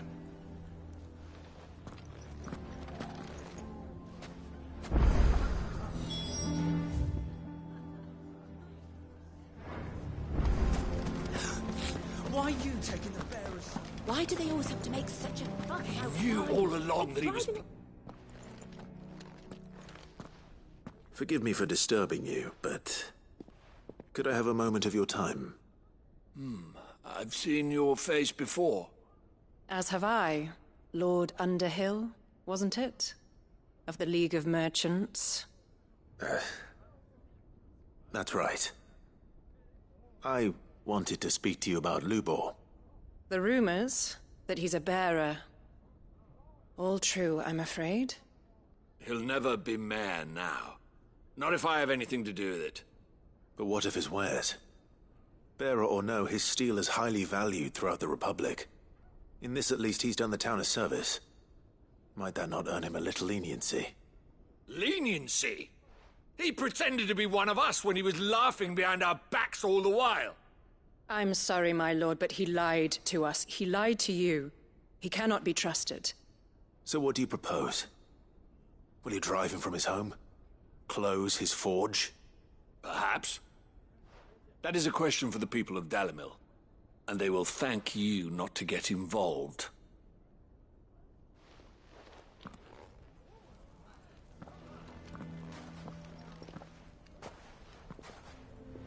The townsfolk have made their minds up. There was nothing I could do. Nor I. Conrad and Natalie refused to consider anything but their own wounded pride. You never know. Once their anger is cooled, they might see things differently. For now, we should report back to Lubor. All right.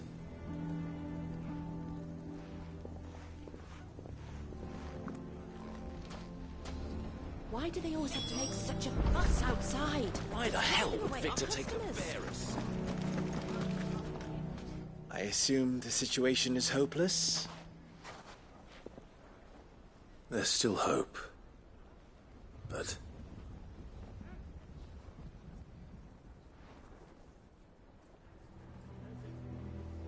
But perhaps not in this lifetime, I think it's fair to say. You mustn't think like that, Lubor. Give them time. They'll come around. We'll talk some sense into them in the end, you'll see. No, you won't. And your efforts would be better spent elsewhere. But Lubor... Rosina would often tell me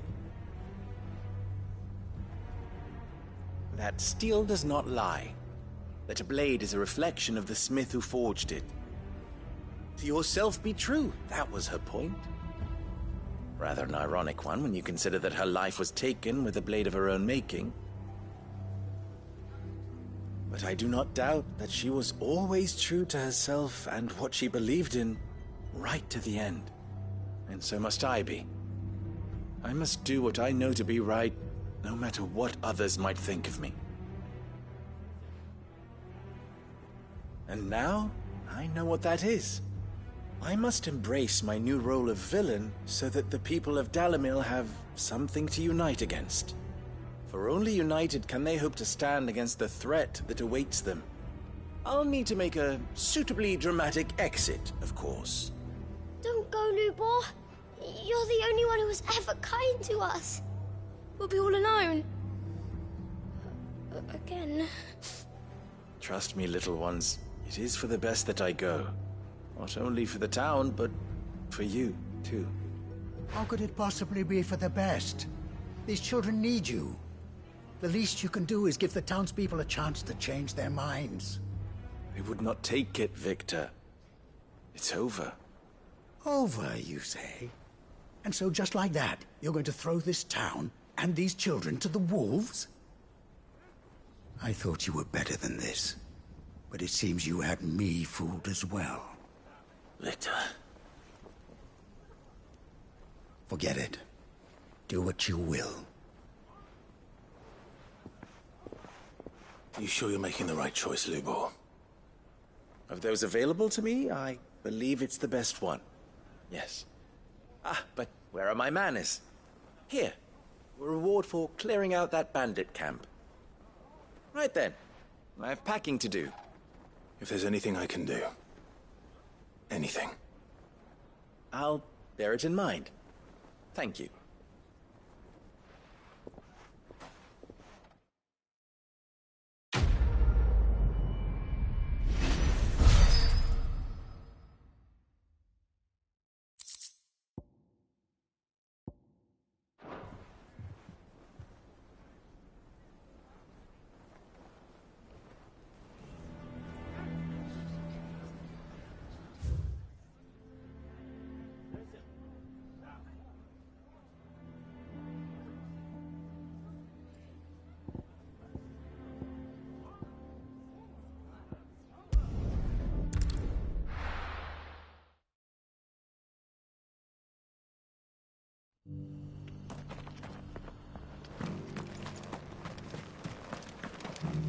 Welcome, welcome.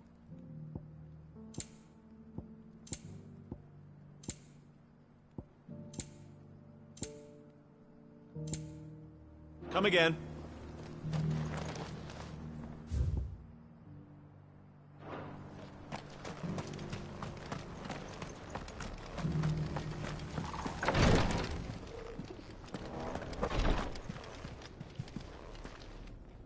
Lord Rosfield, is there aught the Undying might assist you with this day?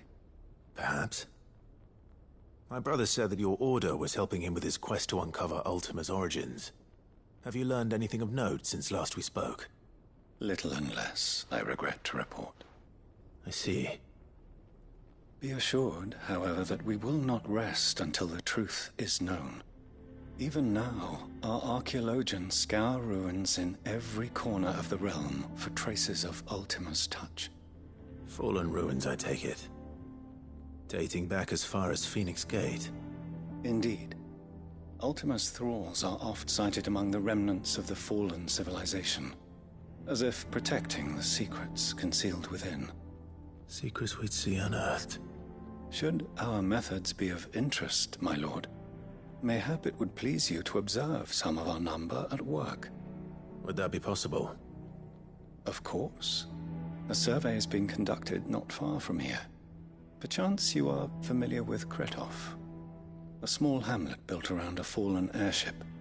I was due to visit my colleagues there to collect their preliminary findings, but if you would consent to do so in my stead, I'm sure that they would be honored to relate any discoveries they have made to you directly. All right. I'll go and meet with them. They will be most gratified, I am sure. Might I suggest you take the road through Titan's Wake? It will lead you straight to the village after but a short walk. Thank you. I will. I wish you a safe journey, my lord. May the Firebird's flames burn ever in your heart.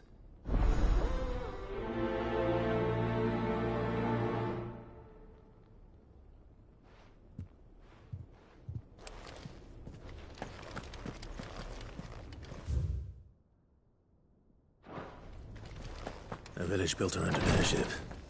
Sounds like another lost wing.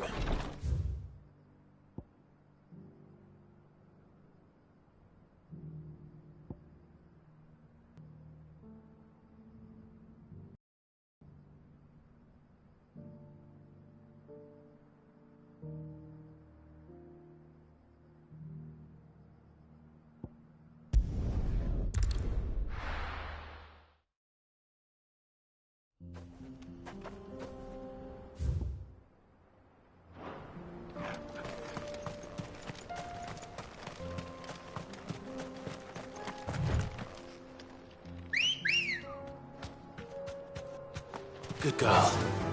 Fly, Ambrosia.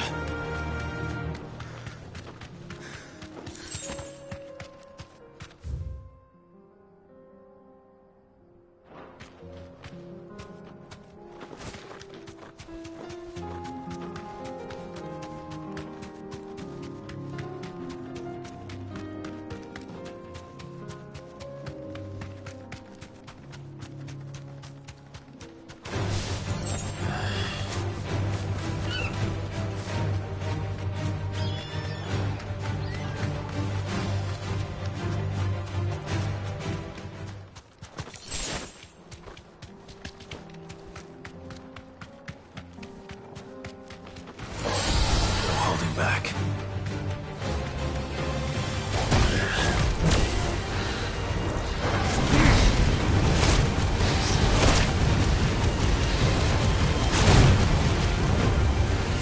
Well done, Tom.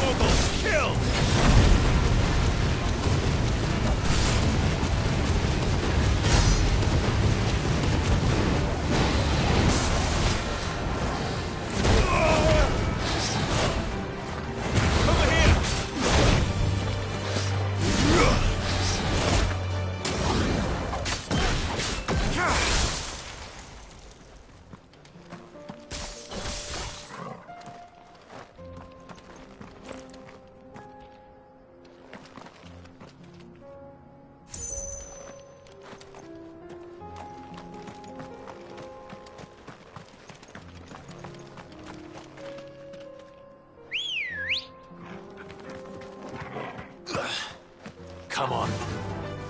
Faster!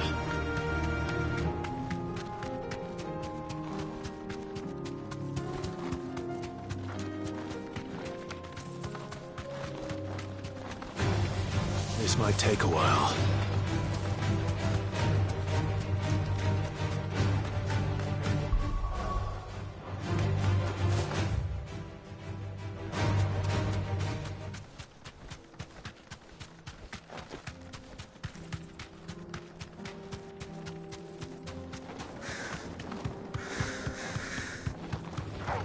All right.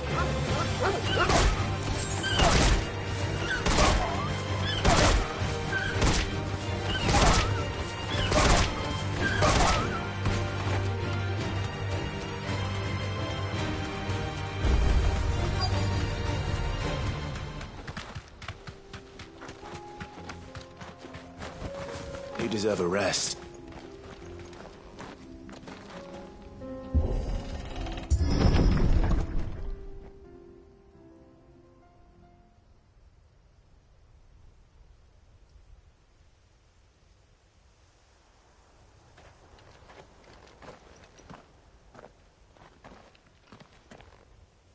Oh no.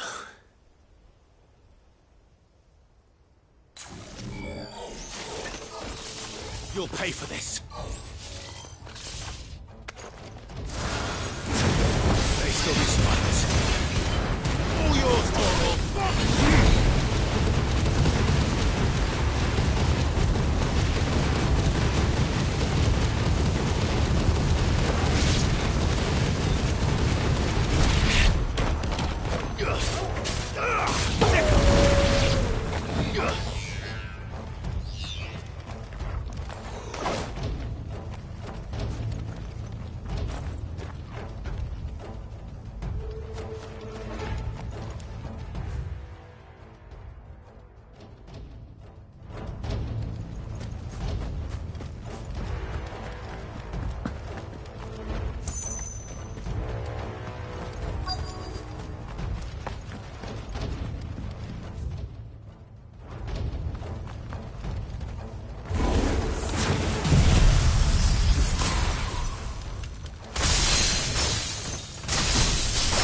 Whatever that thing is, I'd say it's their leader.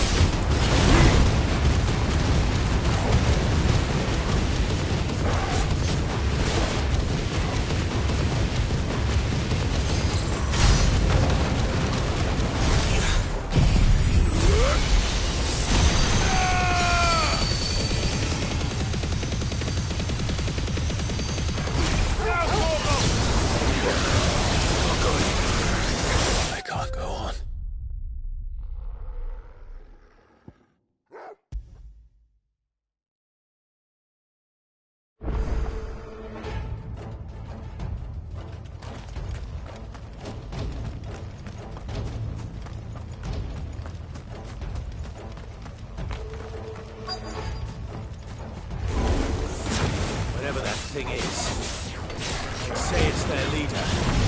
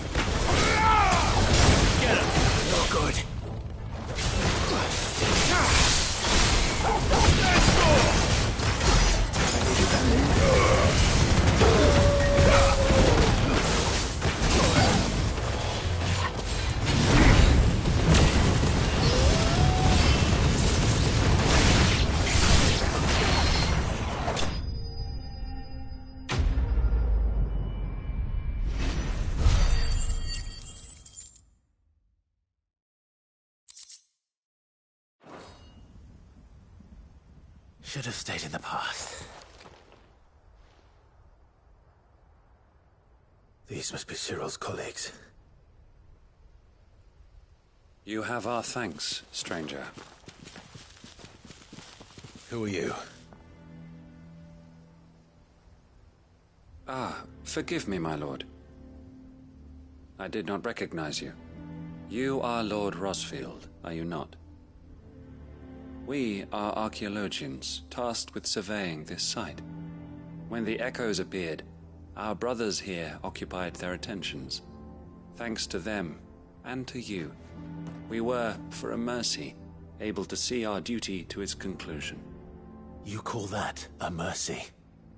Your brothers might still be alive if you put their safety before your duty. Surely this survey wasn't worth dying for. We are charged with uncovering Ultima's origins.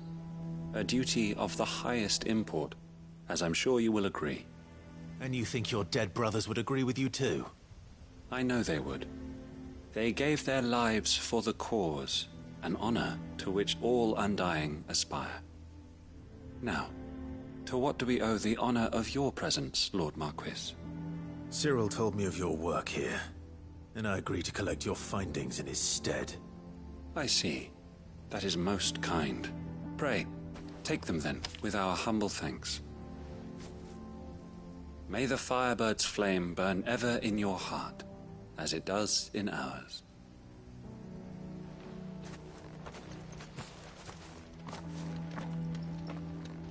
It's one thing to lay down your life for another, but for a survey...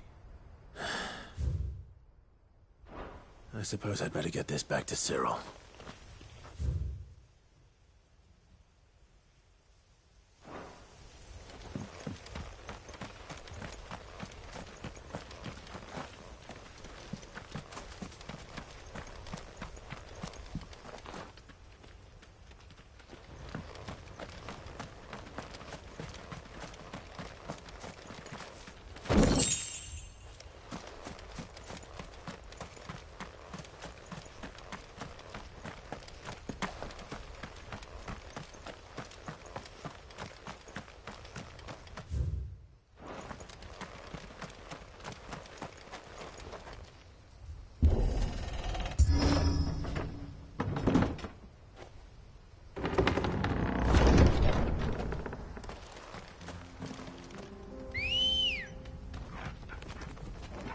Good girl.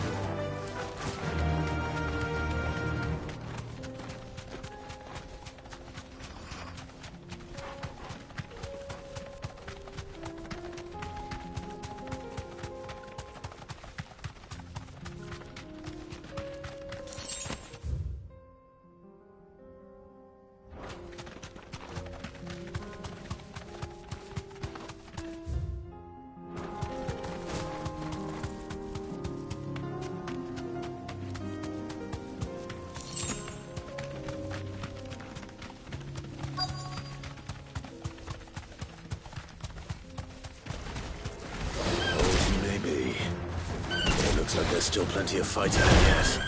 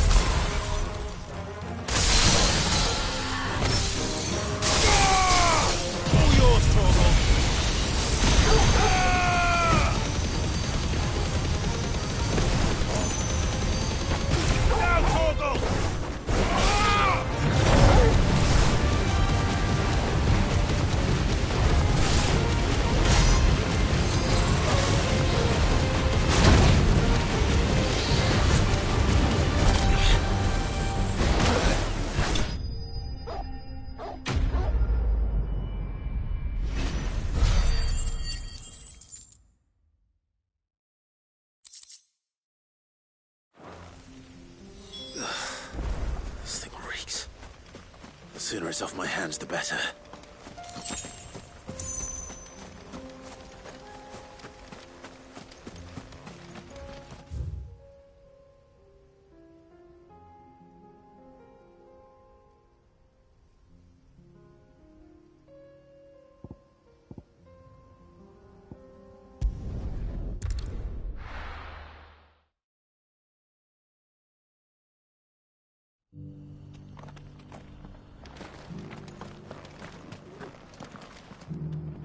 Here's your hide, as requested. I worried you might never return. Quickly, let me see it.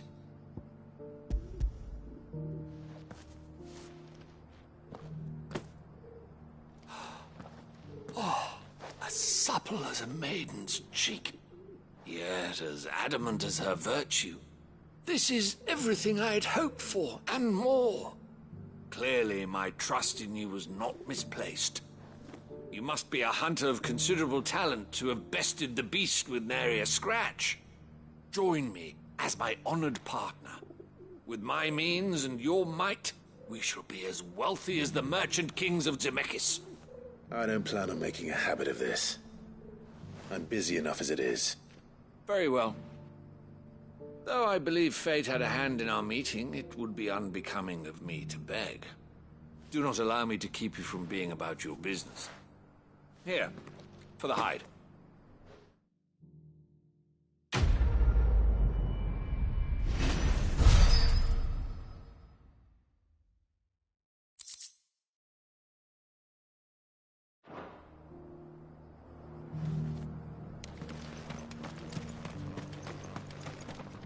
Welcome, welcome.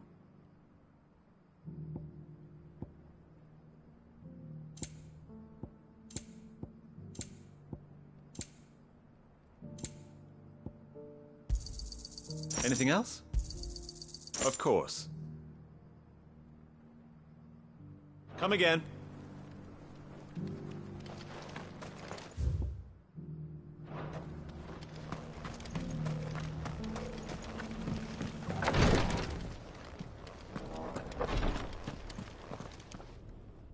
Ah, you are returned, my lord. I collected your colleagues' preliminary findings. Here, take them.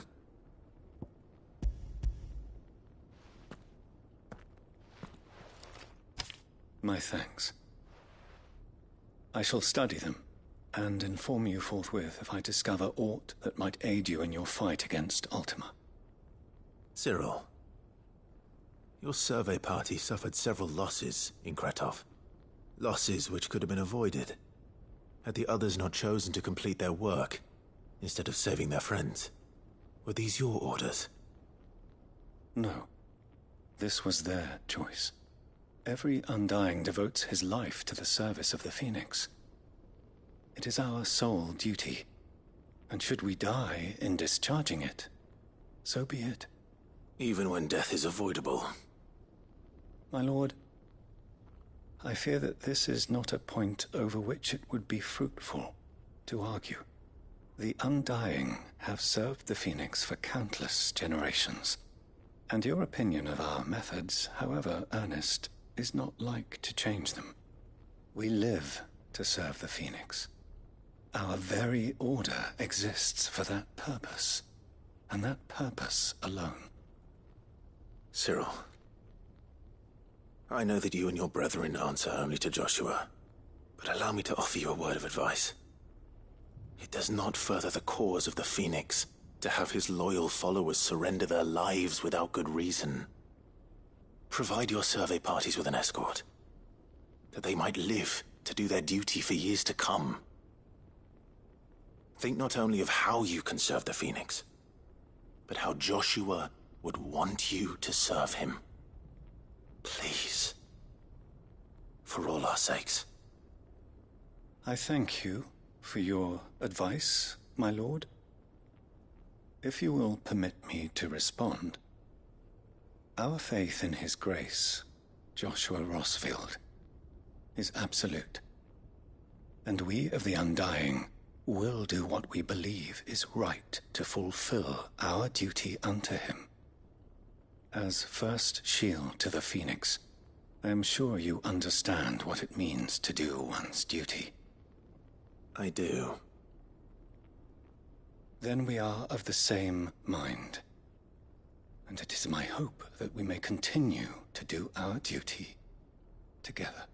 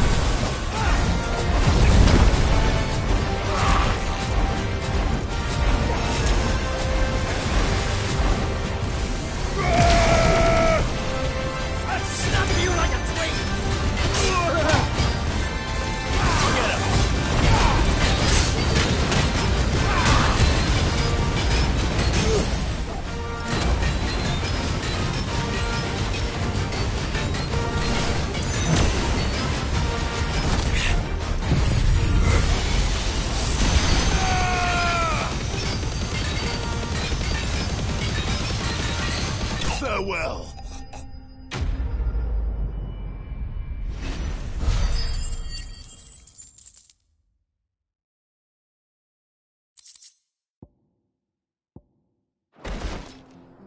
Those who kill for sport deserve no better.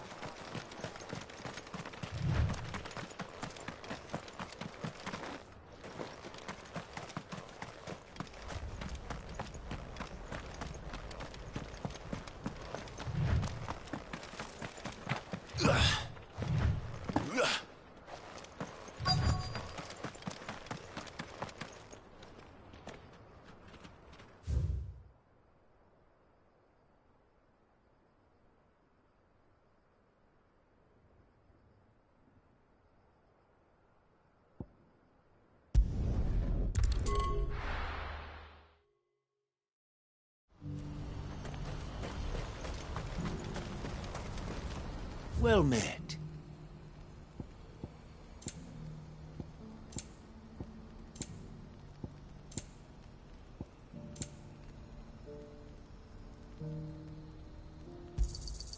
You've a discerning eye.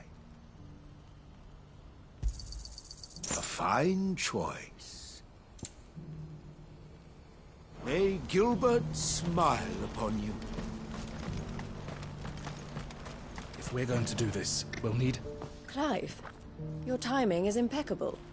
It just so happens that right at this very moment, we're in need of someone with your talents. And what talents would those be? Why, your fearlessness, and your skill with a blade. I'm listening. Well, as I'm sure you're aware, when these dark skies swept over the Republic, so too did a wave of chaos and confusion. Randalar has been particularly badly affected. Many of the capital's bearers have lost their masters, or taken the opportunity to flee them. None remain free for long, of course. Most find themselves under the protection of the Fist before they get far. But the army too is in disarray, and finds itself unable to provide for its new charges. Which means it has been looking to sell. And you've been looking to buy, to make sure these masterless bearers remain that way. Precisely. It's the perfect opportunity to free dozens more, and for an attractive price, no less. So where does my skill with a blade come in? Though we may have the funds to buy these bearers, we have nowhere to house them. So we've been searching for a place where they can be resettled. Somewhere far from the prying eyes of those who would see them enslaved once more. And we believe we have found one. Cashlock. A small hamlet hidden in a canyon. The place was abandoned a long time ago, but when the men moved out, the beasts moved in. And so we seek the aid of a fearless swordsman to encourage them to look elsewhere. You'll help, won't you? How could I refuse? Excellent. Theo, if you wouldn't mind making arrangements for the transportation of our guests, as we discussed. Of course. Leave everything with me. Sounds like you'll have your work cut out for you. I will. We have an entire village to stock and furnish. Residents and all. Even if I begin right now, I'll be working day and night. So I'd better get started. Try to clear the place out before the wagons roll in, won't you? I'll do my best. You will find a village in Chairdress Thread, past Lateney's Cleft. My man there will open the gate for you. All right. Wish me luck. I'm sure you won't need it.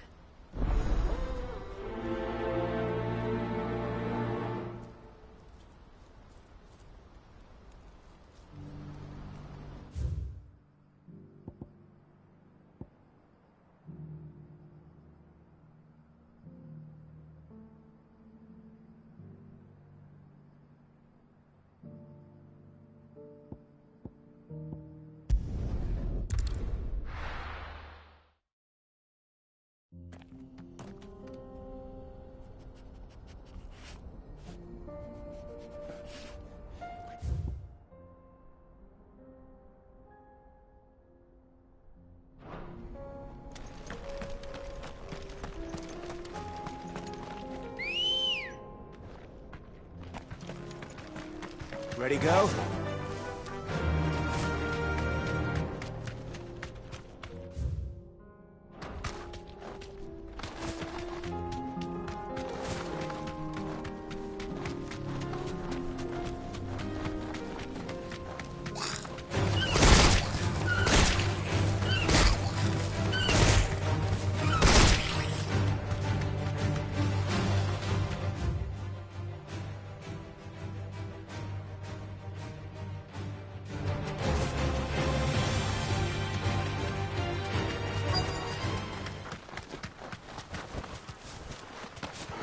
This must have been a nice place once. And it will be again.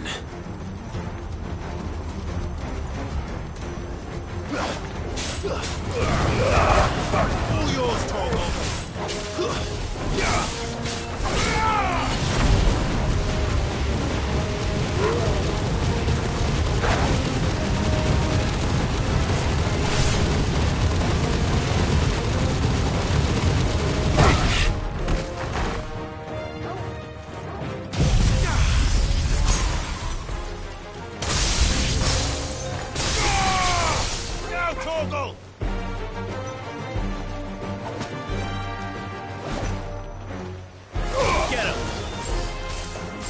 Over here!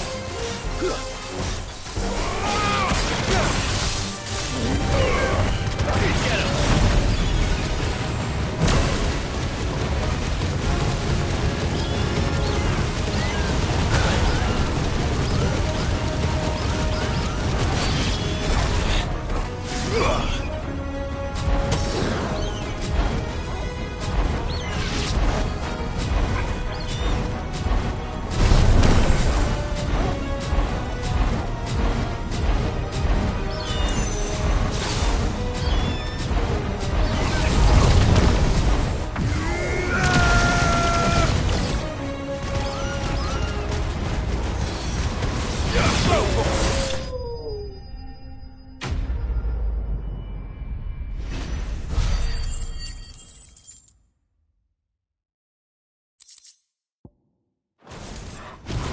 That's all of them. Toggle. Let's head back to Boklad.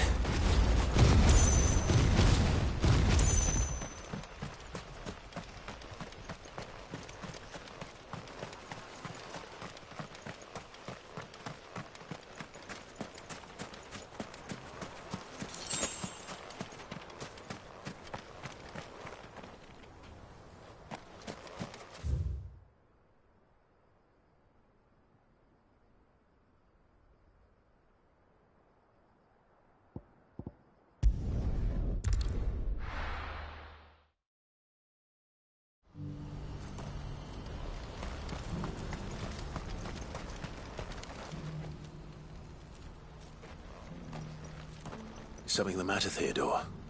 Quiet. Those are our terms. I trust that you will give them your full consideration. I shall. Thank you.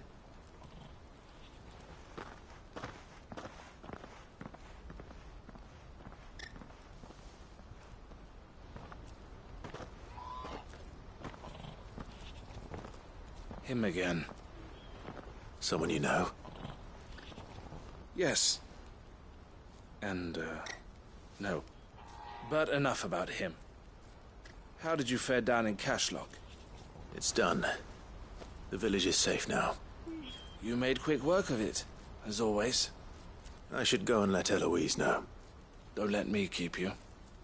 But Clive, don't tell her I was watching her, will you?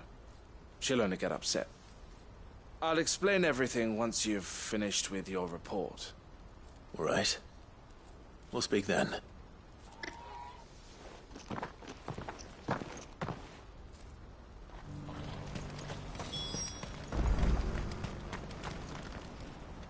Eloise, I just got back from Cashlock. The village should be safe now. Thank you, Clive. Here, something for your trouble. Well then, now that you have laid the groundwork for our little project, I suppose we'd better finish the job. The first thing we'll need to do is make sure our offer for the bearers is accepted. You're still in negotiations? We are. A trusted colleague has been dealing with the Fist on our behalf, but things have been trickier than we anticipated. I suppose it's to be expected. This is the army we're dealing with. Fighting's what they do. But we shall emerge victorious in the end. Well, if you need any help, you know where to find me. I'm not sure I do, but thank you all the same.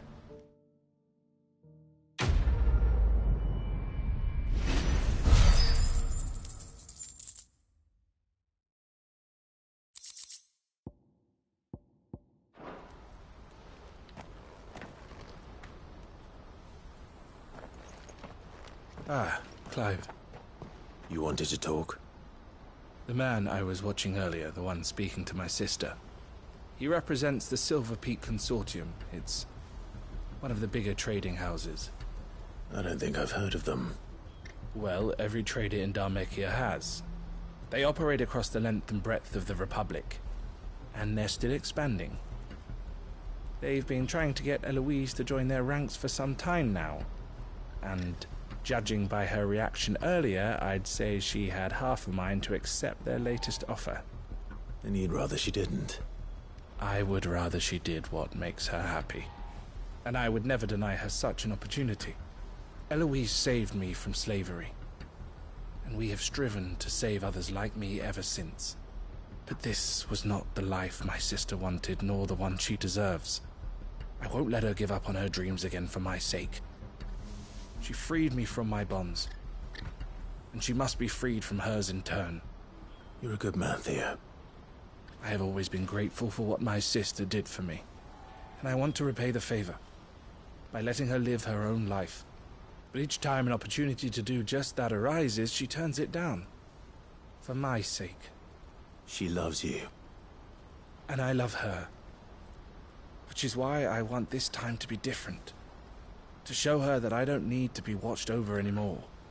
Though I'm sure I'll still need some help from time to time. I trust that I can count on you. Always. Thank you, Clive. Well then, I had better get back to work. These bearers aren't going to move themselves. That's a job for the Crimson Caravans.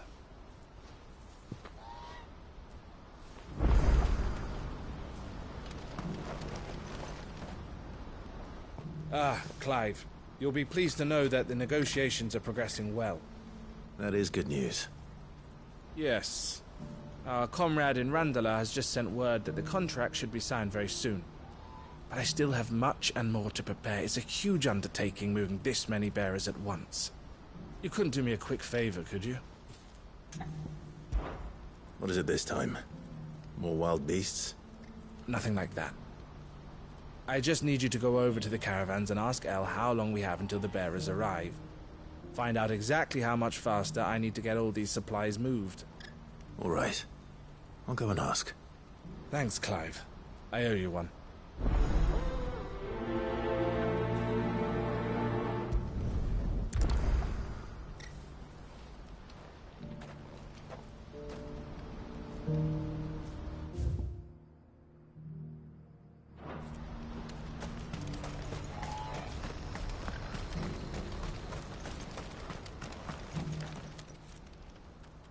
Don't blame yourself, El.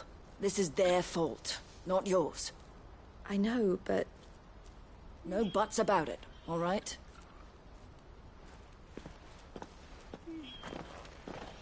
Is something wrong? Vonnie came to give me a message from our intermediary. The talks with the Republican army have fallen through. They've reached an agreement with the Silver Peak Consortium instead. Though prices have fallen of late, we deliberately offered above the going rate to try and deter other bidders. But the Consortium offered double what we did, and the army jumped at the chance. And you had no opportunity to make a counteroffer? None at all. And we were so close. El? What's happened? I saw Vonnie leaving. She didn't look happy. And with good reason.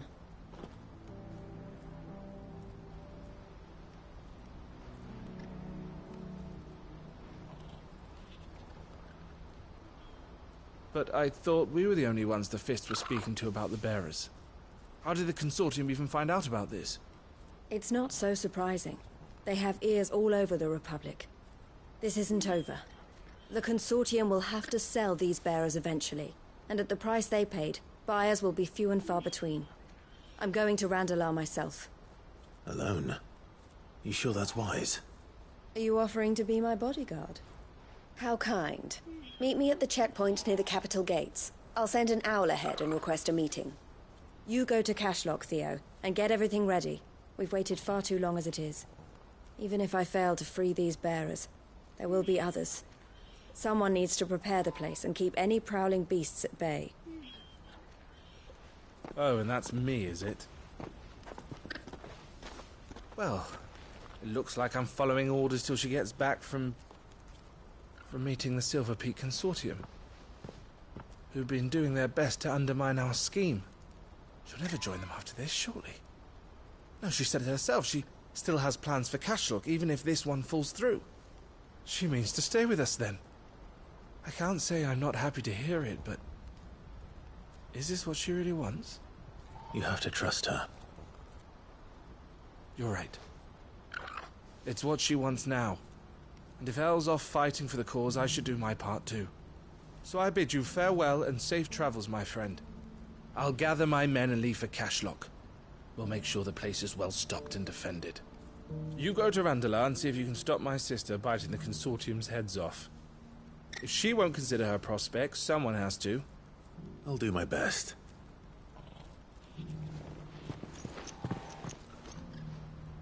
All right. To Randalar, then.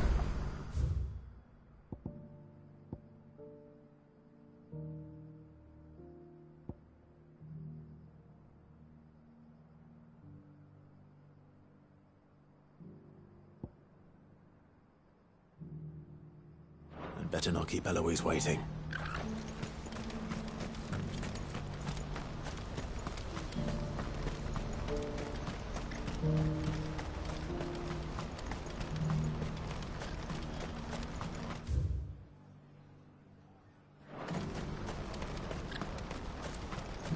What I wouldn't give for a hot meal. Looks like this is the end of the road for us. When are they gonna let us through?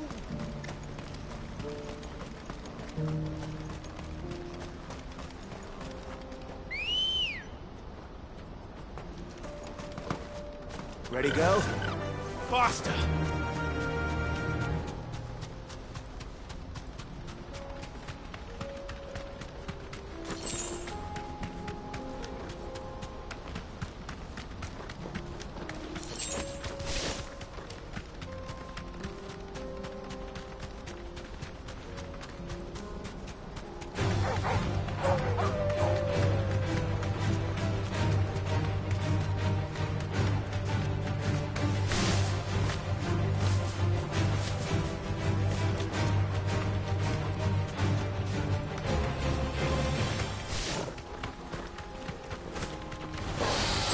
Mistakes.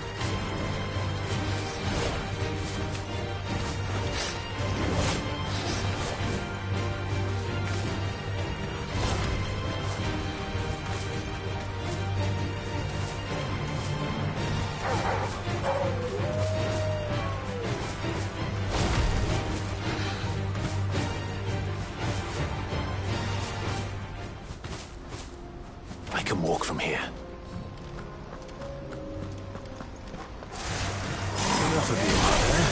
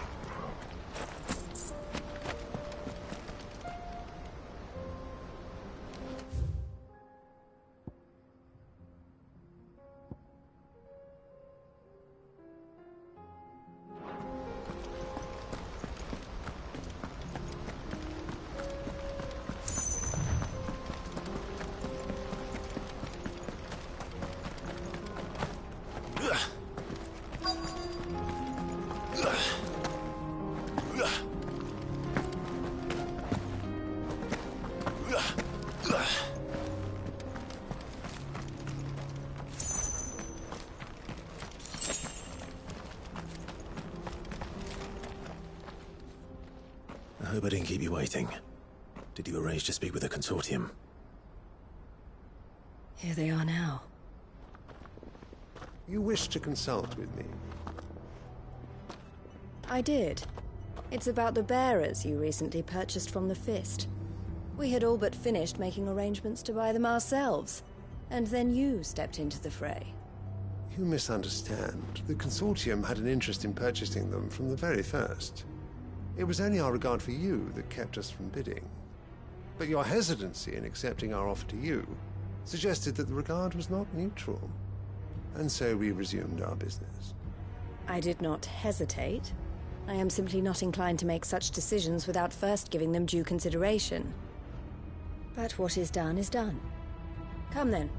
How much do you want for them? Alas, you are too late yet again. We rarely take on such unconventional merchandise without a purchaser in mind. The bearers belong to him now. Who is your buyer? A trader from across the water. A most demanding fellow, if it's any consolation. He insisted the bearers be fed, dressed, even given their own bunks for the voyage over. That's what you get when you deal with continental types. I wouldn't know.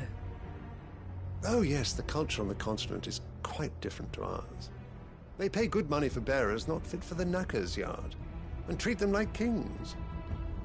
But as long as they pay... That does sound unusual. No matter then. If they've already left our shores, there's little that can be done. Allow me to withdraw my interest.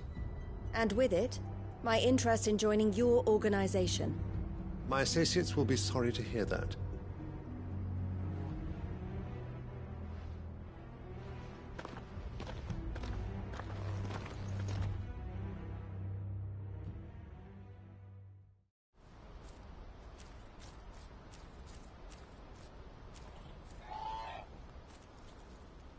I'm sorry you weren't able to save them. As am I. But I only have myself to blame. He was right, you see. The Silver Peak Consortium did intend to buy those bearers before I did. Their representative hinted at a possible purchase when he came to recruit me. I feigned interest in joining them in the hope he might be encouraged to tell me more. And he did just that. As soon as he left, I sent my own offer to Randalar. So you never... No. I entertained the Consortium's proposal solely so I could learn more about those bearers. But I was a fool to think they wouldn't find out. I knew exactly who I was dealing with. You tried. I did. And if what he said was true, the bearers are to be well treated. Which is something, at least. But they deserved more. I wanted so badly to see them freed. Eloise! Eloise! Word from Cashlock. The village is under attack. A pack of beasts have come down from the mountains, and there's a dragon at its head. Theo and the others are trying to hold them off as best they can, but the odds are against them. They need help, and fast. Theo! I'll go on ahead. Thank you, Clive. I'll gather some men and join you there. Just... make sure he's safe.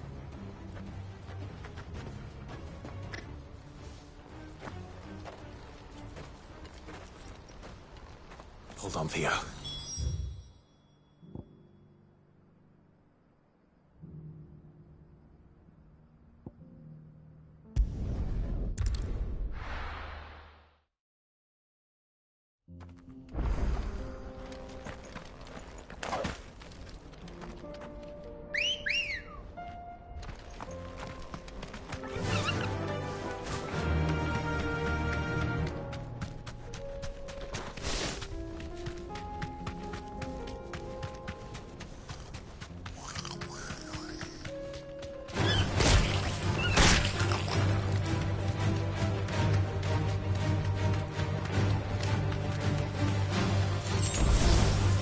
I can walk from here.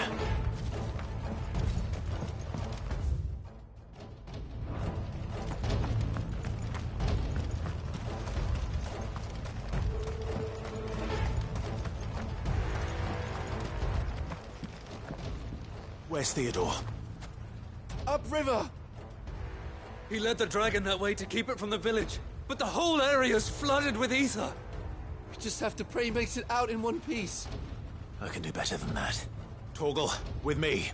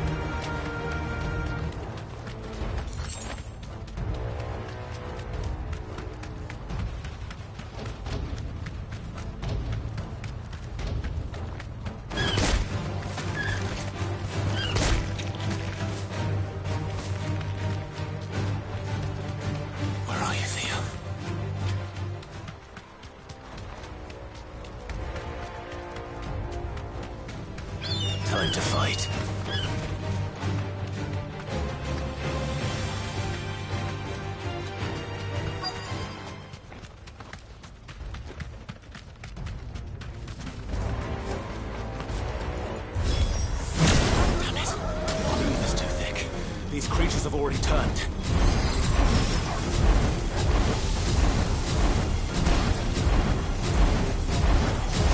Nice try.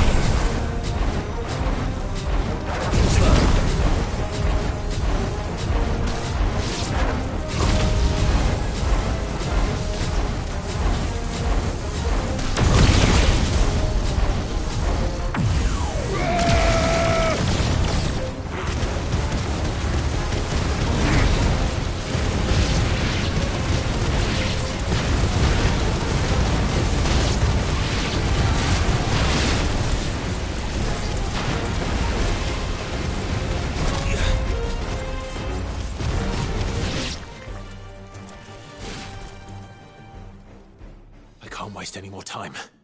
I need to find Theodore before that dragon does.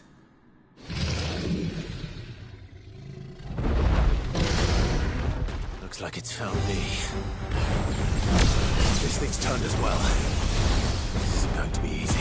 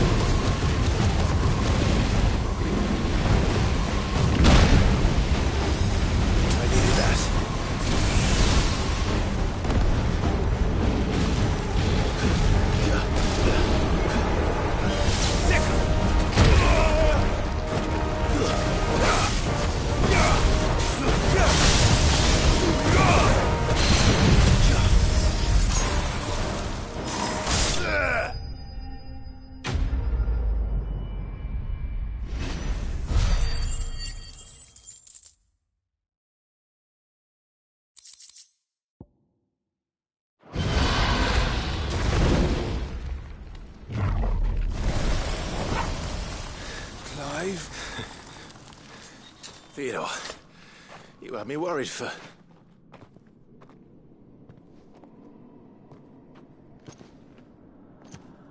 We have to get you out of here.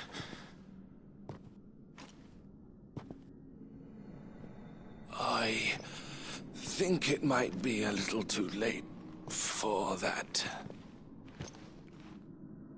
Bearer or no, there's only so much ether a man can take, and that Drake just wouldn't let me leave. You have my thanks, Sid, for finishing what I could not. for keeping Elle's dream. Theodore!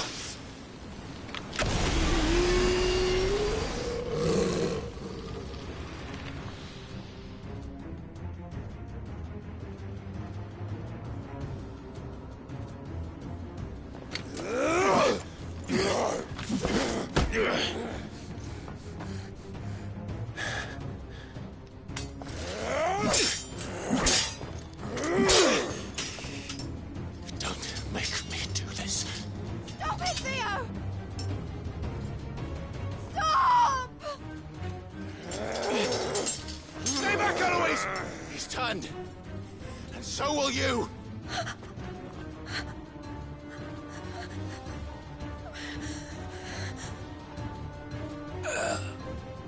Elle. Theodore.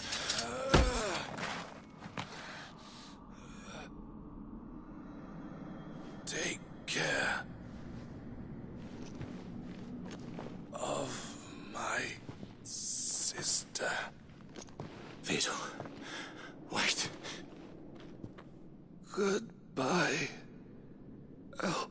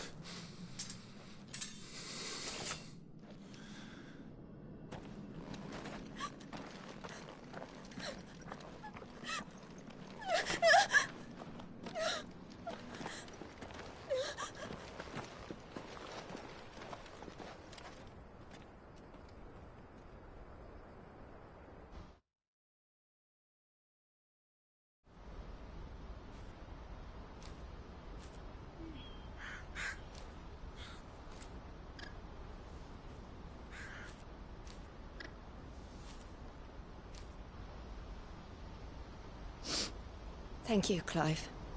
I think I'll be all right now. That was true bravery he showed. Leading the dragon away from the village like that. His first instinct was always to protect people.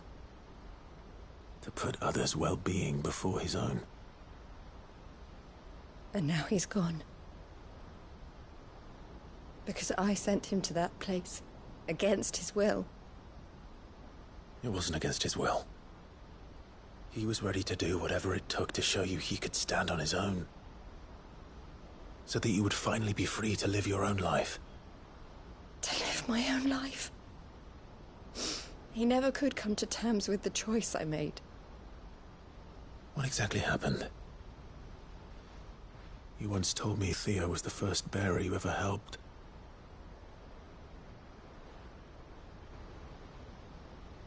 We grew up in Canva.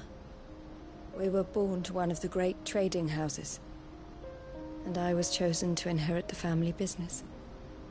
I had my father's head for figures, you see. Theo did not. While I studied the art of commerce, he played at soldiers instead. A late bloomer, in more ways than one.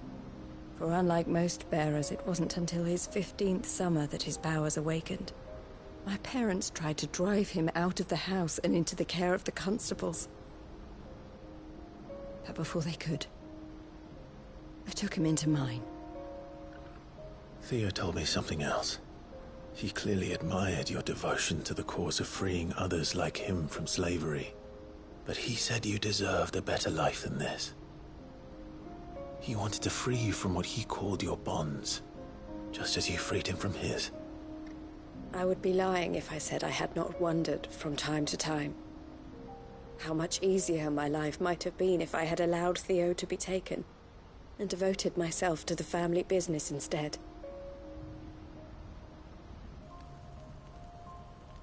But I have never regretted the decision I made.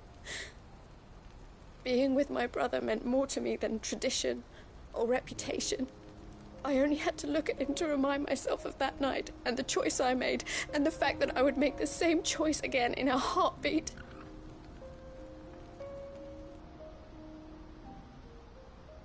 He was never a burden. How could he even think that? If anything, I was the one who weighed him down. You weren't, Eloise. He said it himself, that he had always been grateful to you for saving him, and that he wanted to repay you by letting you live the life you were denied. Neither you nor Theo weighed each other down. You loved one another. You did whatever was necessary to continue living your lives together, and you always would have. You're right. All I ever wanted, all I ever did, it was so we could be together. Oh, Theo, why did you have to...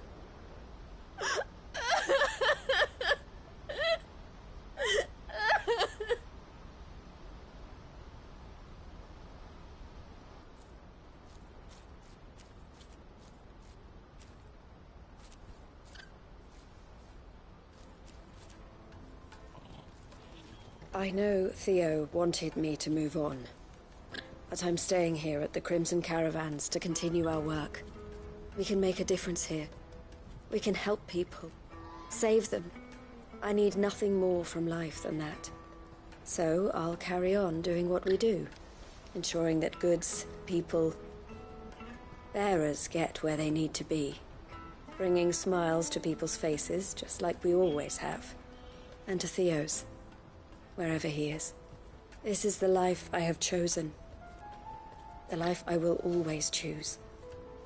I've made a choice of my own. To continue helping you however I can. Whenever you need it.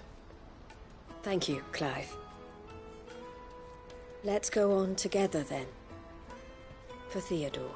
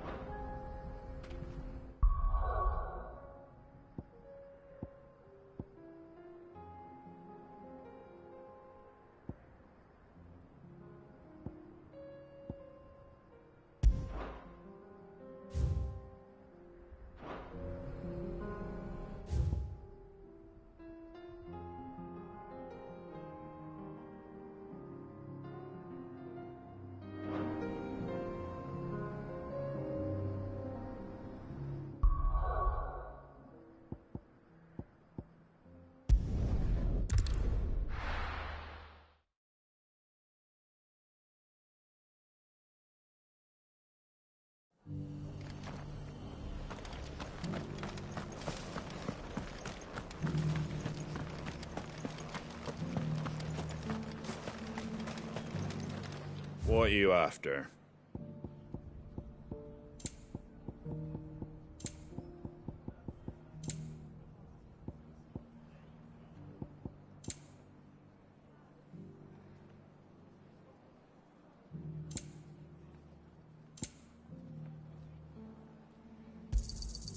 Thanks very much. Much obliged.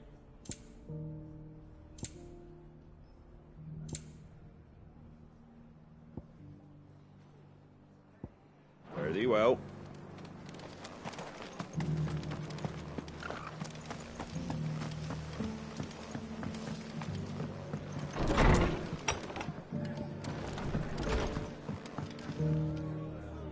Clive, we weren't expecting you. I wasn't expecting to be here, but it seems we still owe you a considerable amount of coin for your help with our rebuilding efforts. And though I doubt it's what you were expecting, we were hoping you'd take this as payment.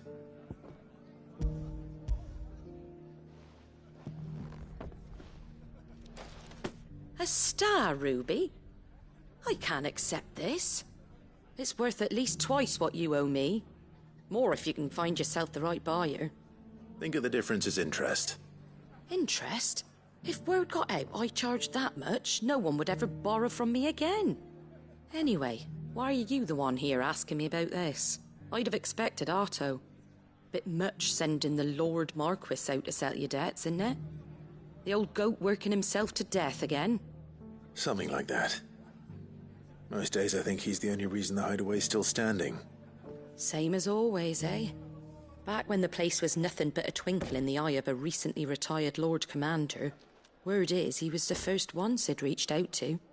Probably knew that without his strong arm and level head, the idea would never get off the ground. Sid may have been the face of the hideaway, but Otto's always been the backbone. And when Sid passed away, we were all worried that would be the end of it. That Otto would just give up. His death was hard on everyone. But it must have hit Otto hardest of all. But he didn't give up, did he? Quite the opposite, in fact. If I recall, he was the one who nominated you as Sid's replacement, and rallied the rest around you. I reckon what he saw in Sid, he saw in you too. And don't we all? Doesn't hurt that you're half as stubborn and twice as handsome, neither. That, and you keep good company. I suppose I do.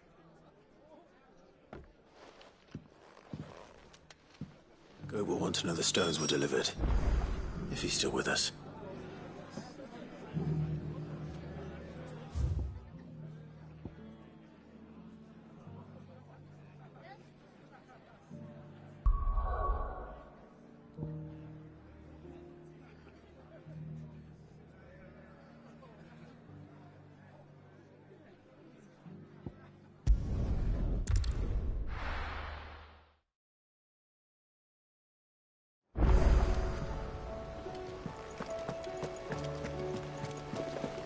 Covered in nicks and lumps, the lot of them. It's a wonder they can still walk.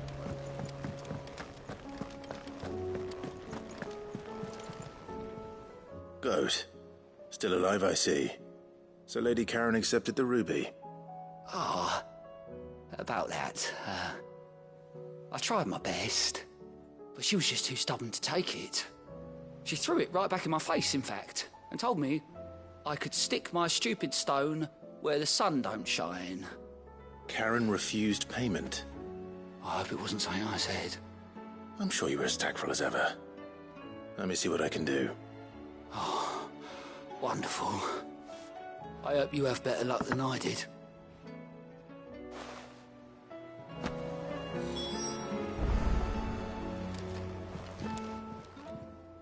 How may I help you today, Clive? Your benefactors are a generous lot. Here you are. You earned this.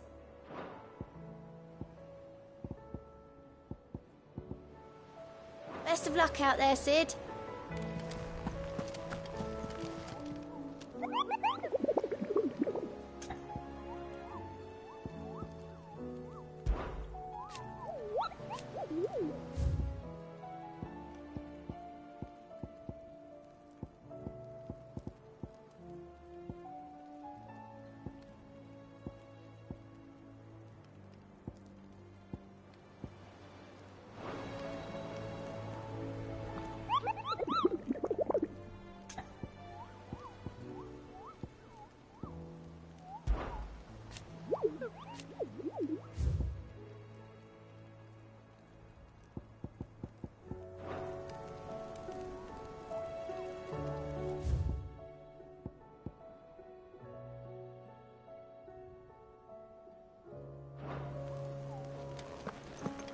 How do you split the sea?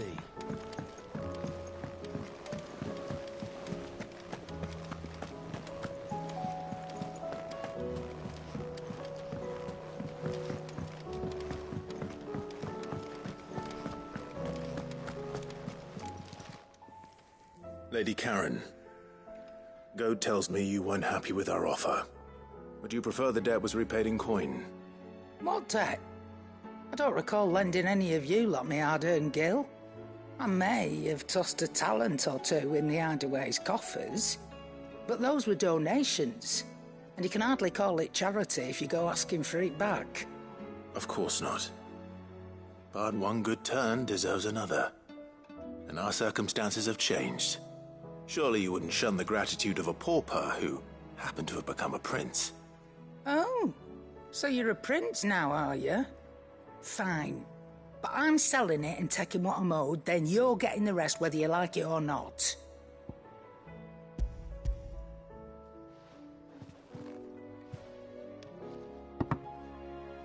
Where'd you even get this? A decent trader might nab 1,000 talents for a star ruby. A canny one, meanwhile, might claim it were nicked from the belt of Sid the Outlaw himself and ask twice as much. Might be I already have a buyer in mind. Might be you even know her. A fine continental maid whose beauty's only eclipsed by a guile in commerce. You wouldn't mind, would you? Not at all. Just be sure to tell her that it's always a pleasure doing business.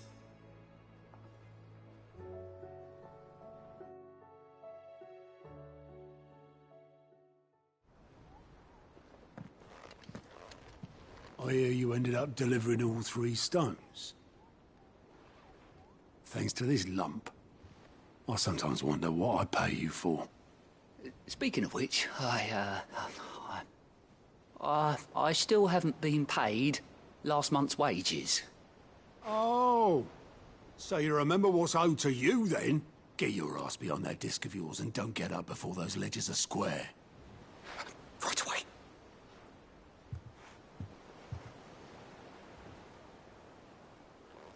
I've seen that before. You have, yeah.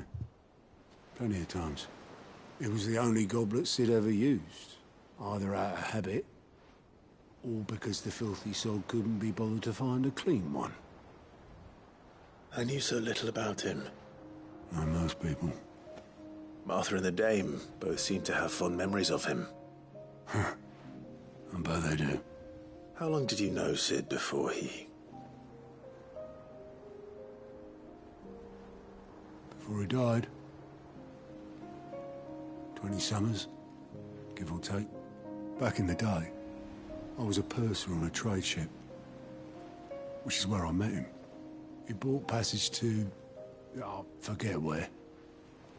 But having nothing better to do on the long nights, we set up drinking island rum till the morning bell dragged me back to my duties. Quit my post not long after that. On account of making a fine maiden's belly fat. But me and Sid stayed close, promising we'd one day sail the seas again. That was before fate stepped in and said she was having none of it. The magic woke inside my son soon after his first name day, and there was no hiding his knack. Couldn't you and your family have... My family were the ones who summoned the constable, wanted the monster taken away. I couldn't turn my back on him, forget what I felt, and I couldn't for the life of me understand how they could. Luckily, Sid was of the same mind as me. It was him who stood beside me when all I wanted was to tear the whole world down. Him who cried for me when I had no tears left of my own. Him who swore he'd do everything he could to to stop it from happening again. And he was true to his word, too. Left the Royal Army once and for all. His ranks, his ribbons, gone. Just like that. Threw away everything he had.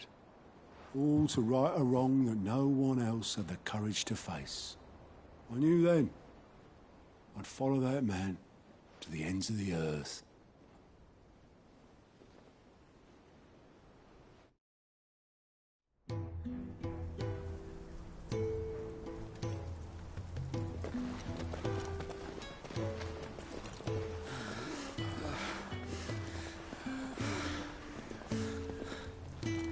He was always too clever for his own good, was Sid. Saw the world for what it really was, while the rest of us were content to go along with the lie we were shown. And it can't have been easy, bearing that burden alone.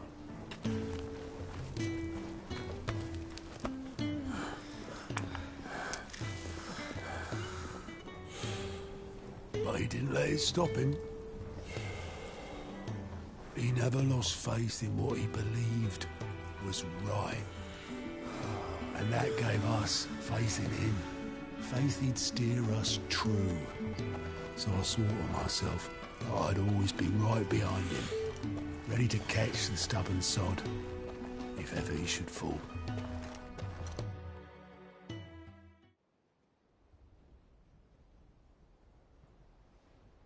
But I couldn't even do that.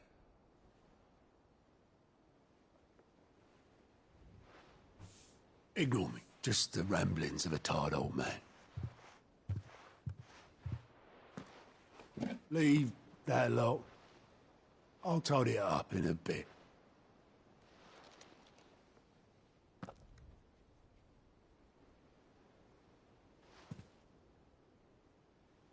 This is Sid's handwriting.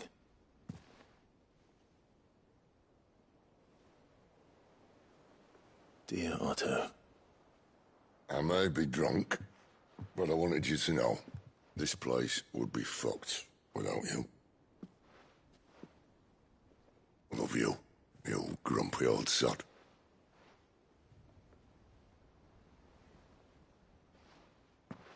This note. Hmm? What about it? Sid was right. Without you, we'd all be lost.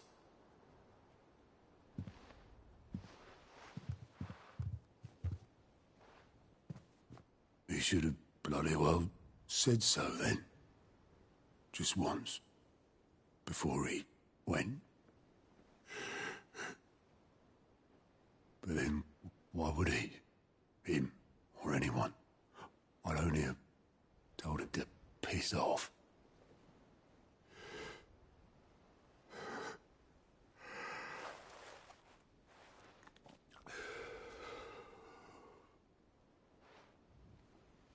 You're wrong, though.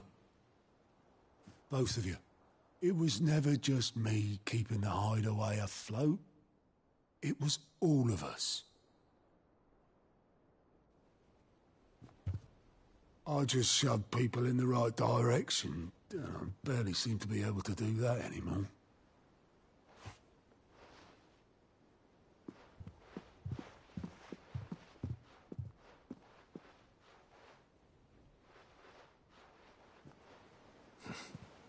Would you rather go at the helm? Well, maybe I've got a few more years left in me. I'm going to hold you to that, Otto. Before you go, Sid would have wanted you to have this.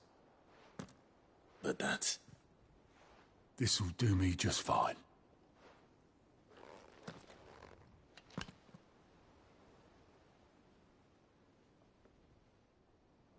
Thanks for the ray of sunshine. I'll see if I can't pay you back. Already have.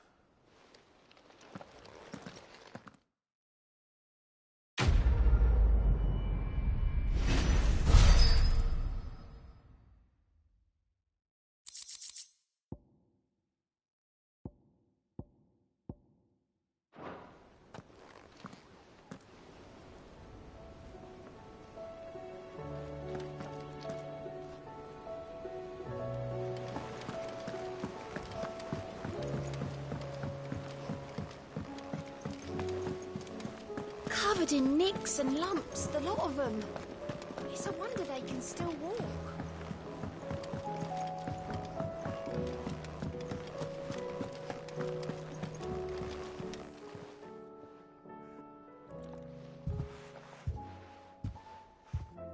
Nothing like a dish of cold vengeance to foul the gut. I'm sorry, Nan. I didn't mean to make things worse. I just thought I had to protect you. Like you've protected me.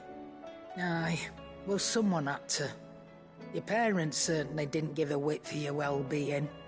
Reckon the both of us would be worse off if I'd not taken you on.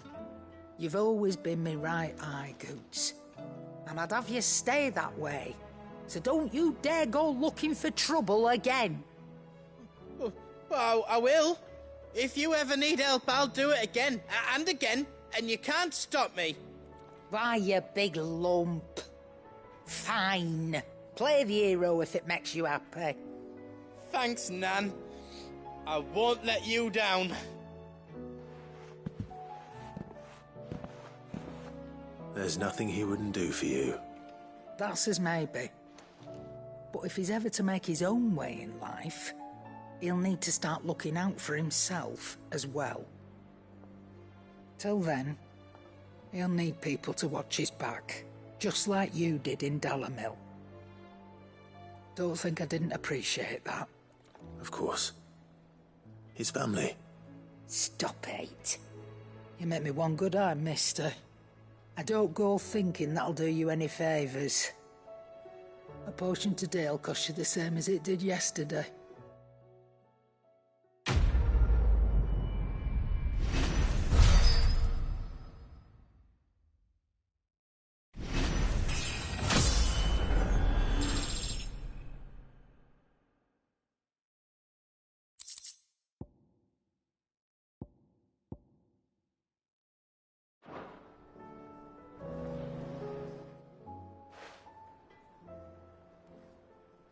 Let me tell you a story, Clive.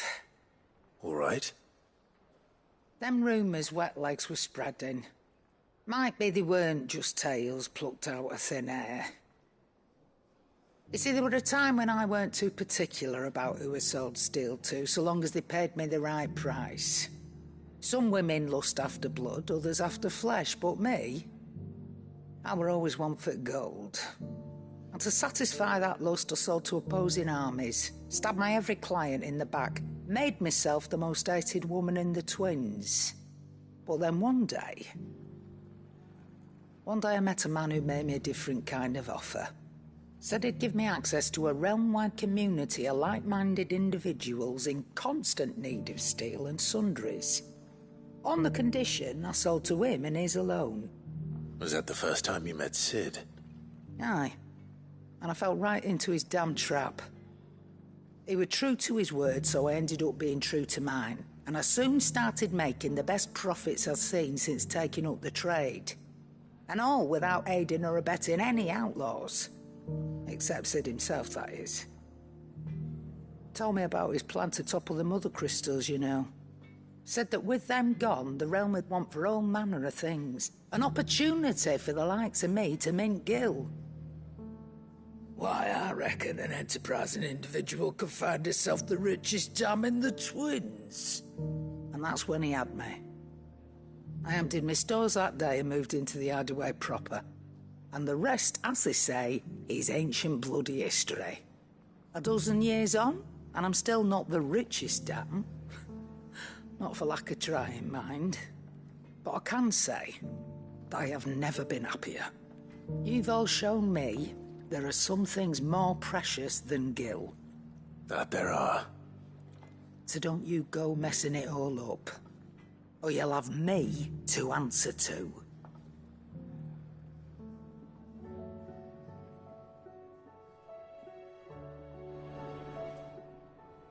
Still alive, are you?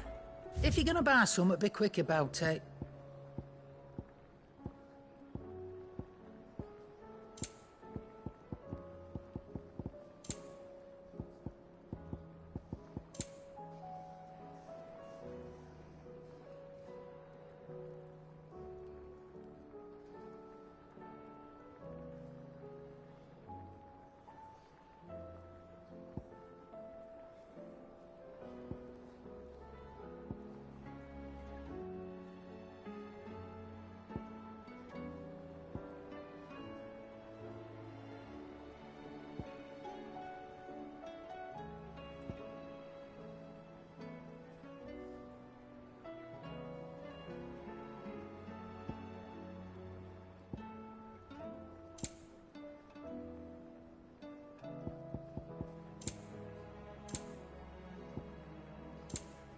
Come again.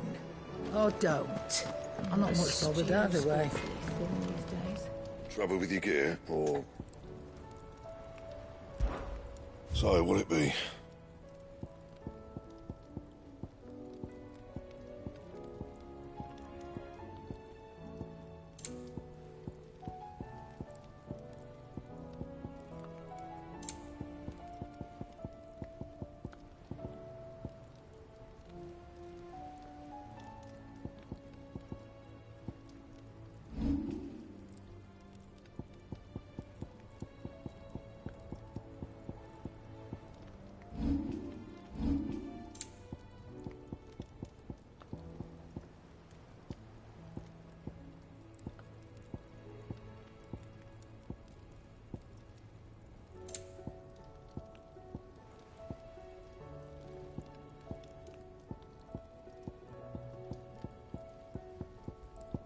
And?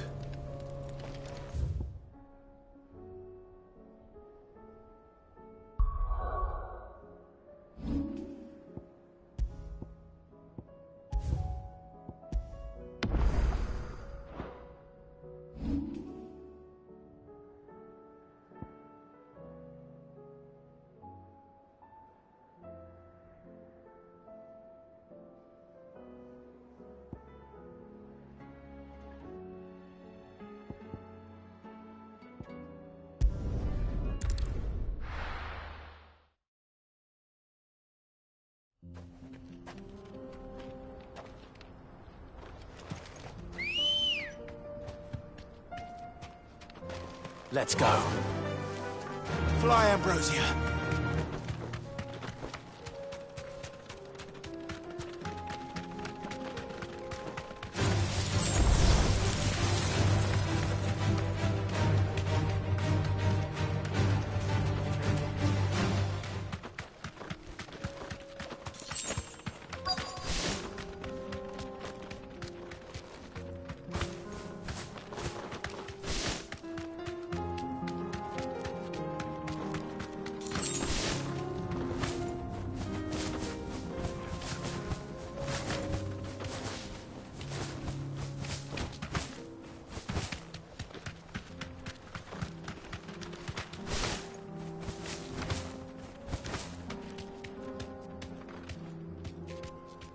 Be safe.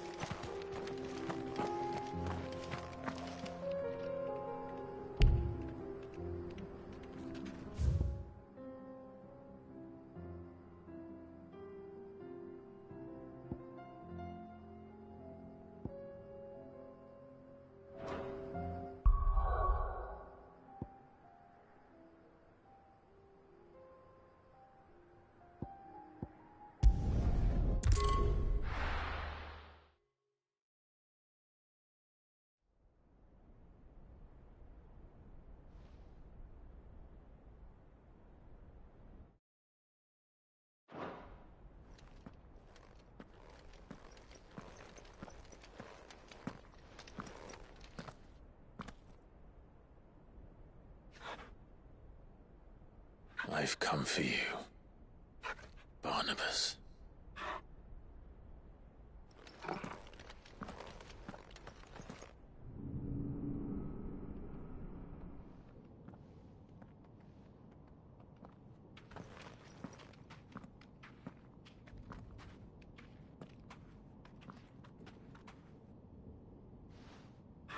Stay close, Torgal.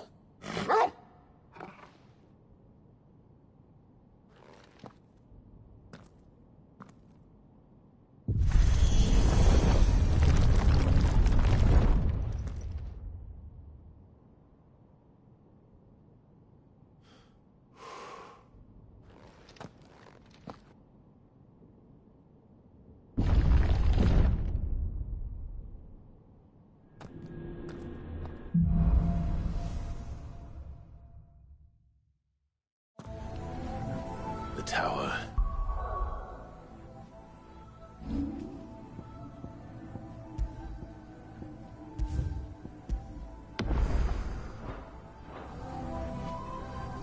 It's alive.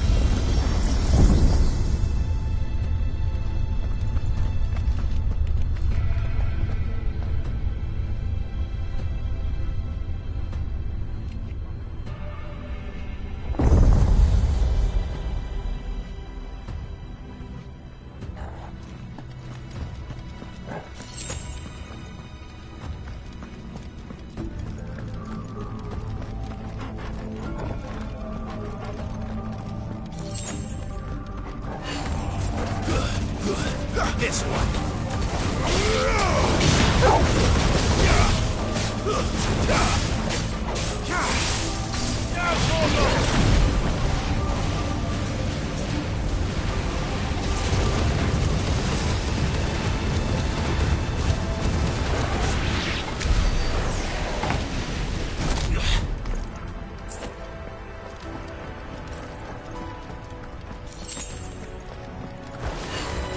No mistakes.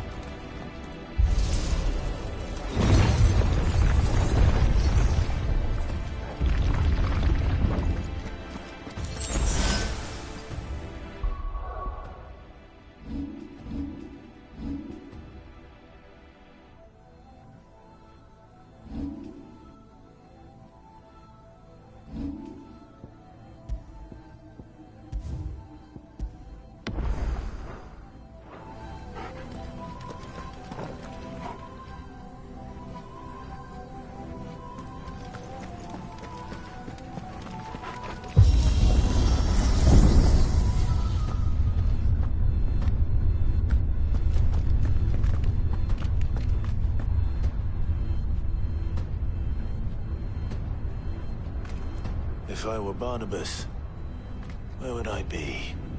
The top. So I could look down on the world.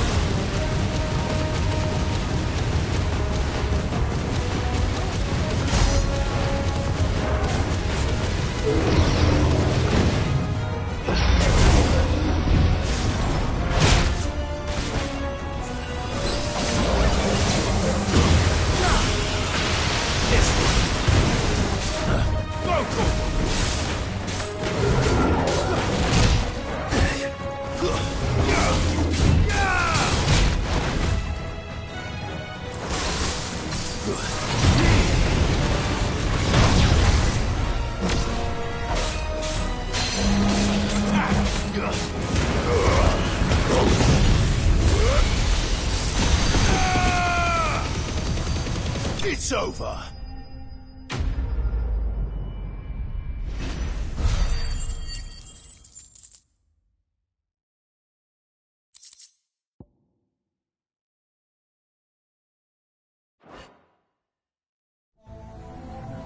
What was that thing? Hopefully there aren't any more.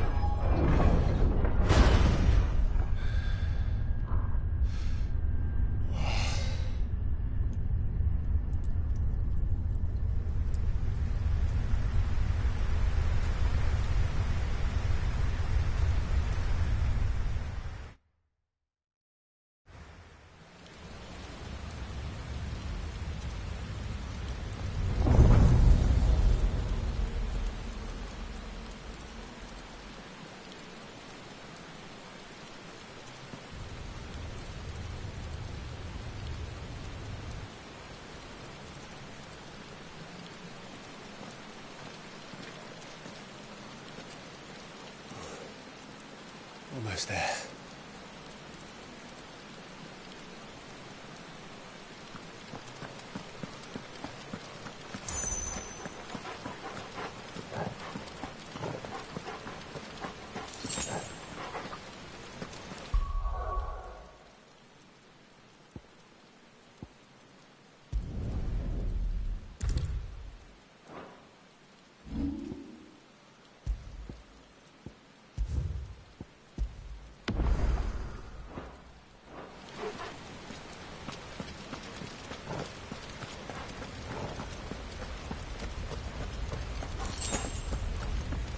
He's here. I can feel him.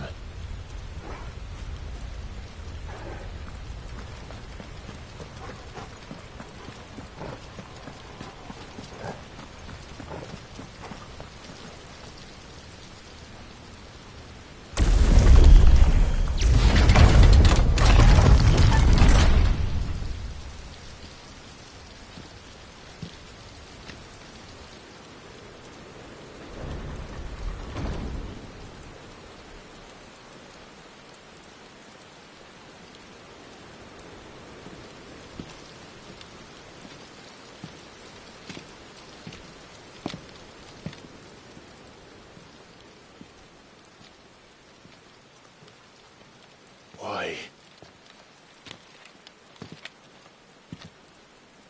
The blade must ever feed if her edge is to remain keen. Butcher. What care you for these worthless creatures? They are nothing. Weak from the moment of their conception, ever longing for power not theirs to command, they turn unfailingly upon themselves. Like sheep, they roam in filthy flocks, eager to trample those few gifted a fleece of gold. Or that they might feel contentment with their pitiful existence. Prejudice and persecution, severance and strife, every earthly wrong springs from the malice in men's hearts. Malice born of the pain and suffering that is free will. Its corruption is gnawed at your being from the very moment of your birth. You're wrong. It is no corruption. It is who I am. Every choice I make, right or wrong, gives me reason to carry on. And carry on I shall. Not as a puppet, but as a man. Which are you? There was a time I too thought those the only choices. What? Long ago, God granted man the gift of magic. And with that gift did he build great civilizations. Yet over time, man lost sight of the gift's true meaning, stepping from the path of shared prosperity to one of avarice.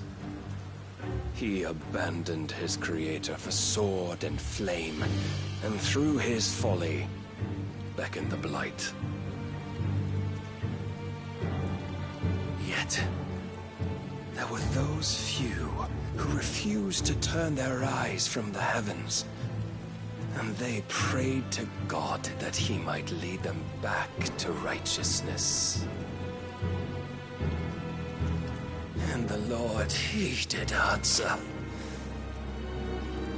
Before the worthy shall the gates of paradise open. And so did I spread my arms to the ether, and cast my soul upon its gentle waters. I gave myself unto him.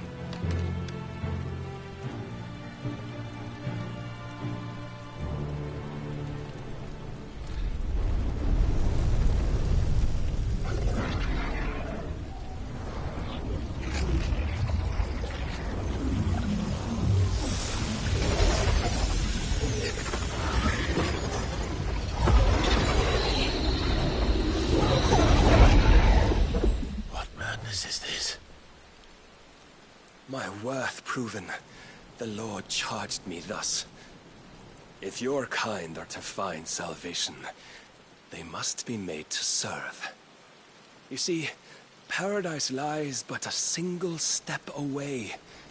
Could we only take it? Could we only leave our transgressions behind?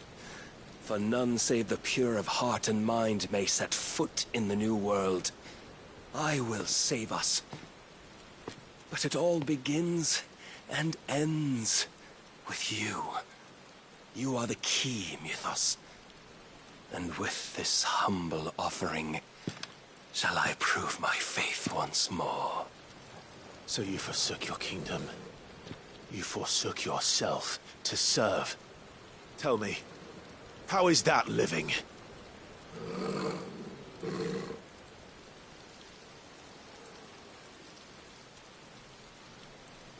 What you seek to provide is not salvation. It's anything but. Life is about always having a choice. Take that away, and we might as well be dead.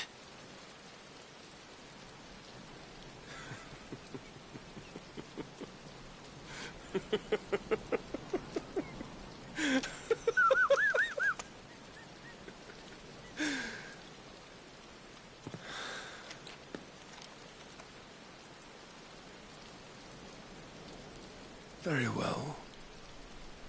Come then.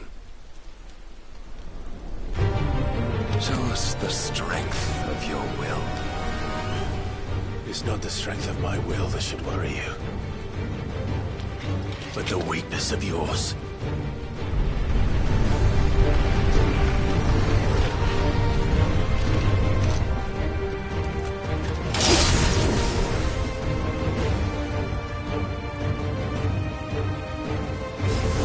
If you think your will was stronger, prove it! By this day's end, you shall know the truth.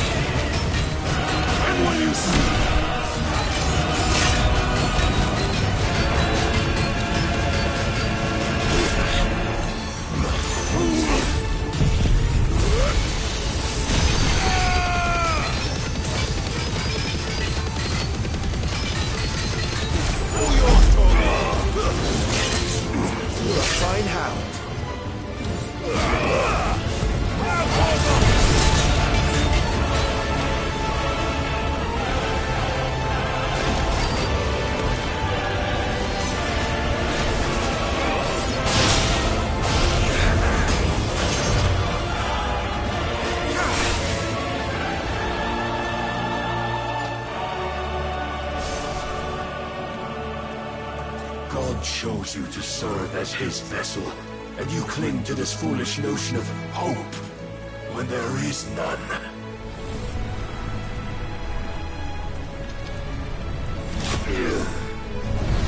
Fuck!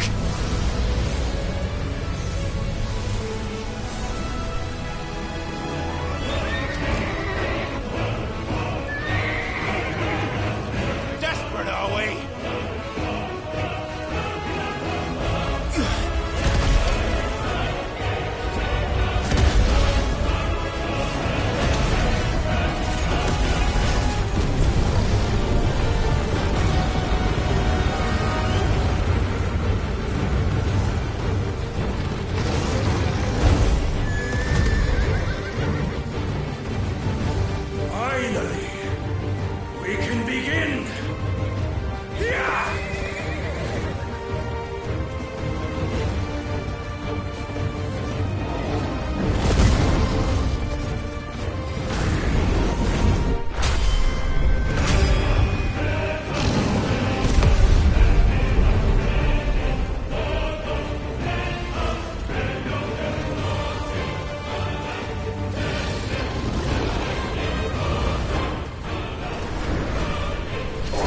You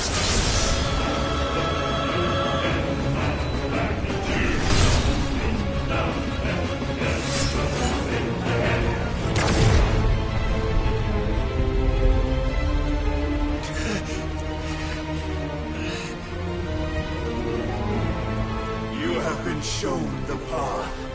Now you must follow it. Free yourself, Mythos. You will not defeat me otherwise. We'll see. Perhaps you still require persuasion.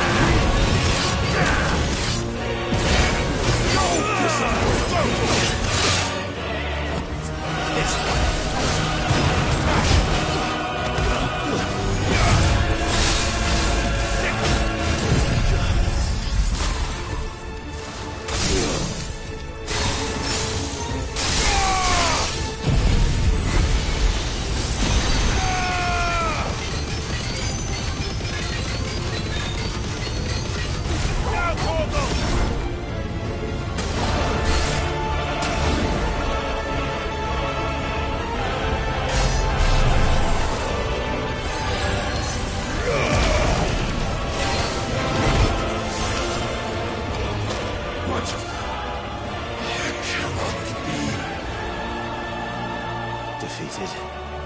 You admitted defeat the moment you turned your back on us. When you turned your back on the truth, Barnabas. We are not as weak as your god believes.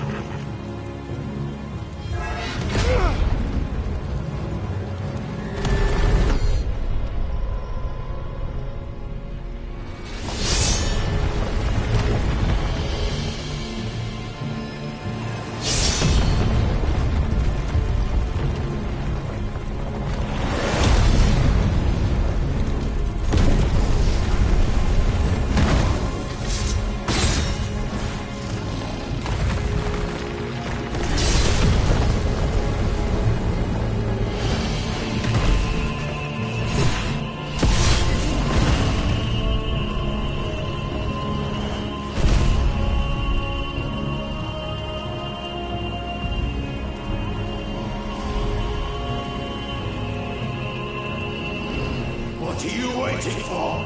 Men know nothing of strength.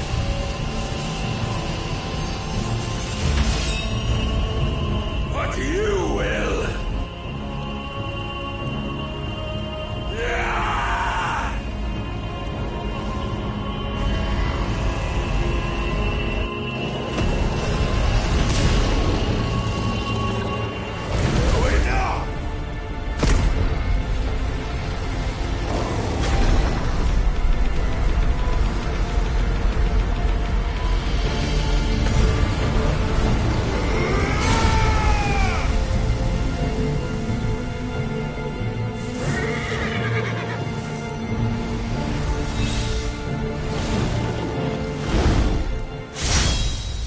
You dare!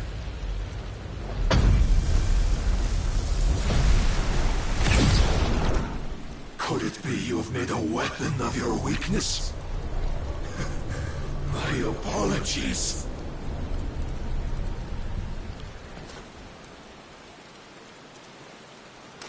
You are not the fool I took you for.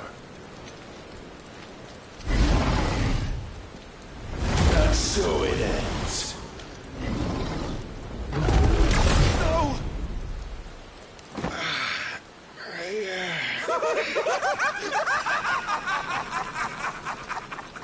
Don't tell me you are tired, Mythos!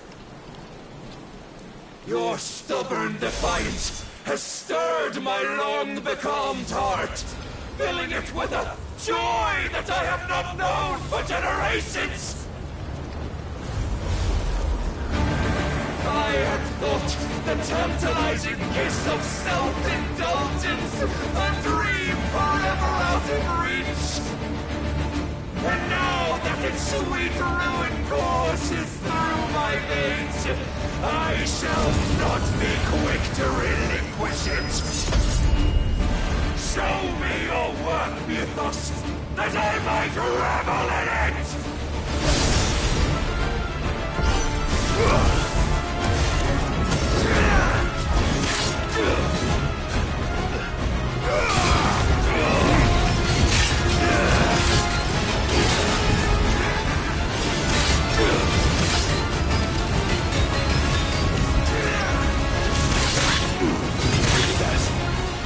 Must I show you?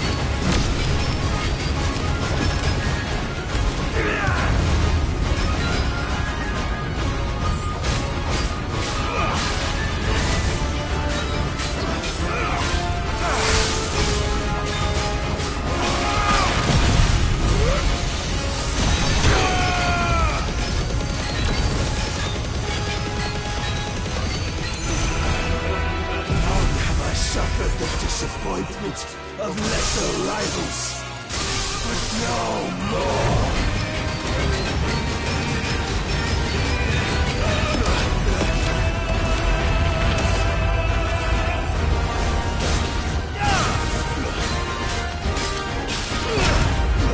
Oh, my constant congregation, salvation is come. Rejoice as our souls are granted peace unending. How do you know this day will come? What proof have you? Why, you, Mythos. Your mere existence is proof of the Lord's grand design.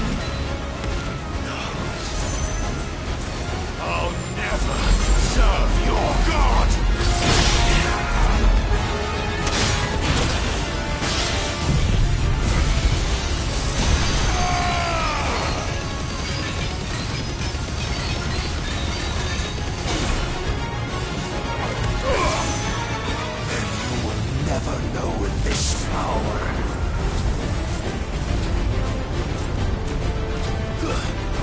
My heart, it soars, as it did the day I won Ash.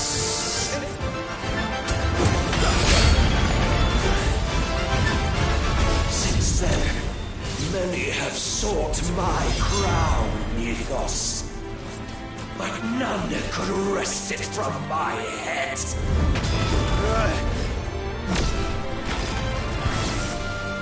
Come!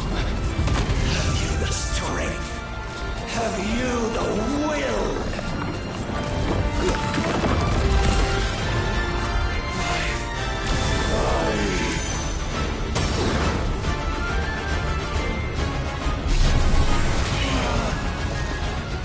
Rapture!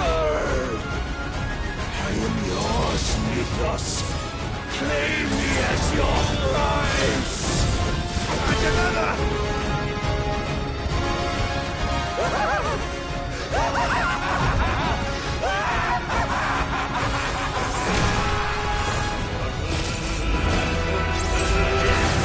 No.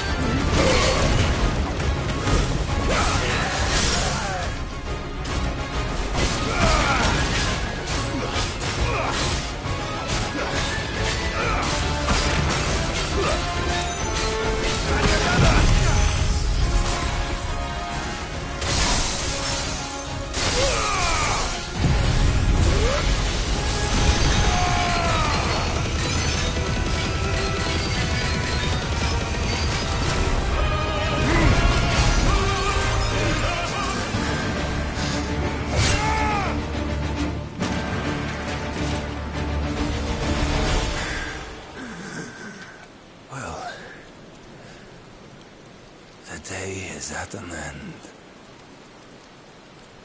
And we both know the truth. It is I who stand victorious. My will that prevailed.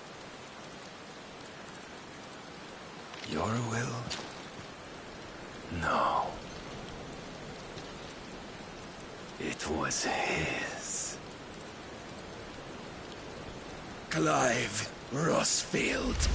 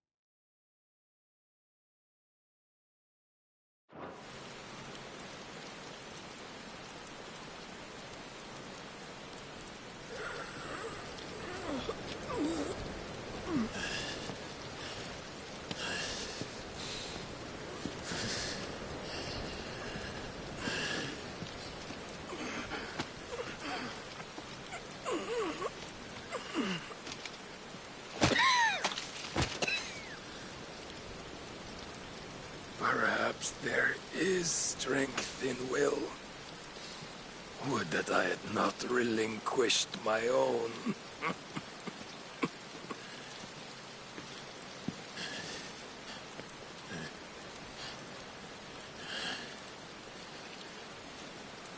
You relinquished nothing. What was it, if not will, that made you strive for a new world? Strive to win your master's approval?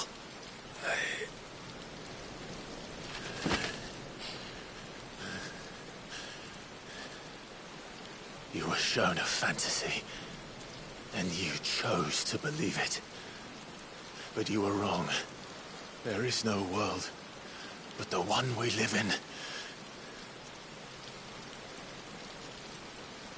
And that world is worth saving, even if it means killing a god.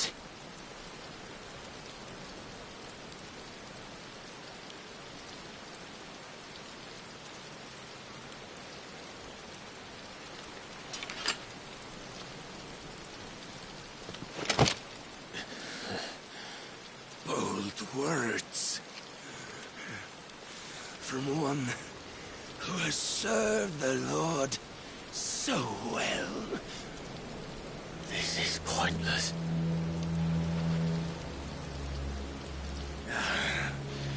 But I almost forgot. I promised that I would make you presentable. Did I not?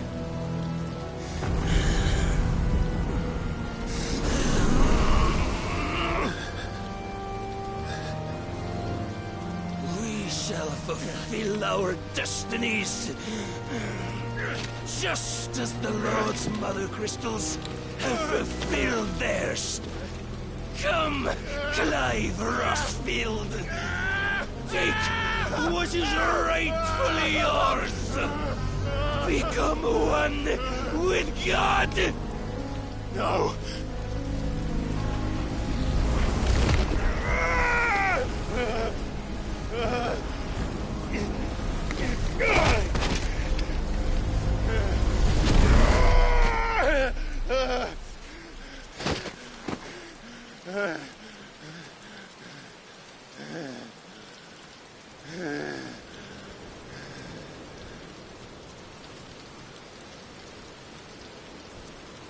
At long last, salvation. I'm coming home. Mother.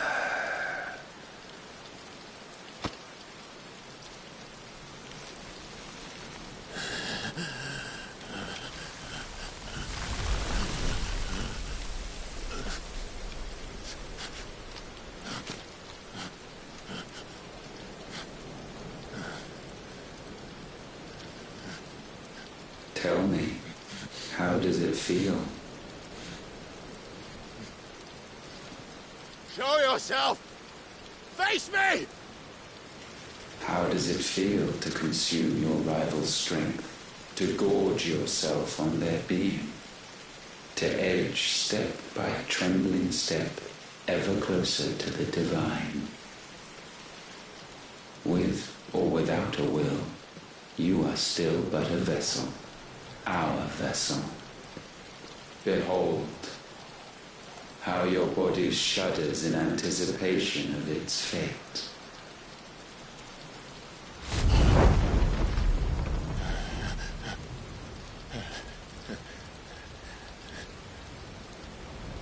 Oh, it's not yours yet. No. Come then, O wayward child. We shall await you upon the back of the first worm. There all shall end and begin again.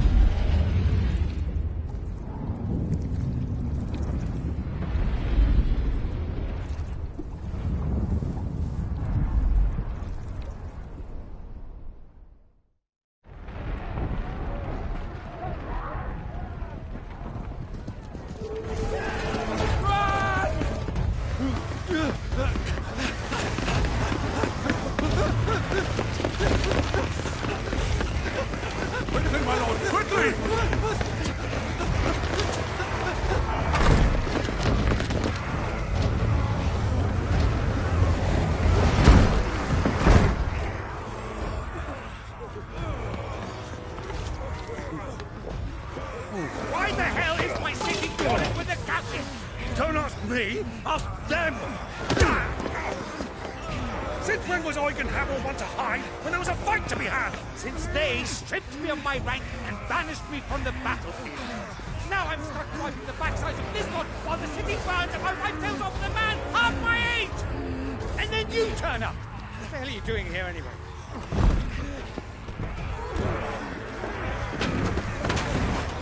What indeed? The enemy numbers 200,000 or more, counting yours. There are simply not enough soldiers garrisoned in the capital to repel an army of that size. Then one of the central keep, Held by a contingent of soldiers and bearers from the surrounding boroughs. They are the sole reason it still stands. And all it took was an army on their doorstep to bring them together. the prospect of death does put things into perspective. Perspective. Perhaps it's what we've lacked all along.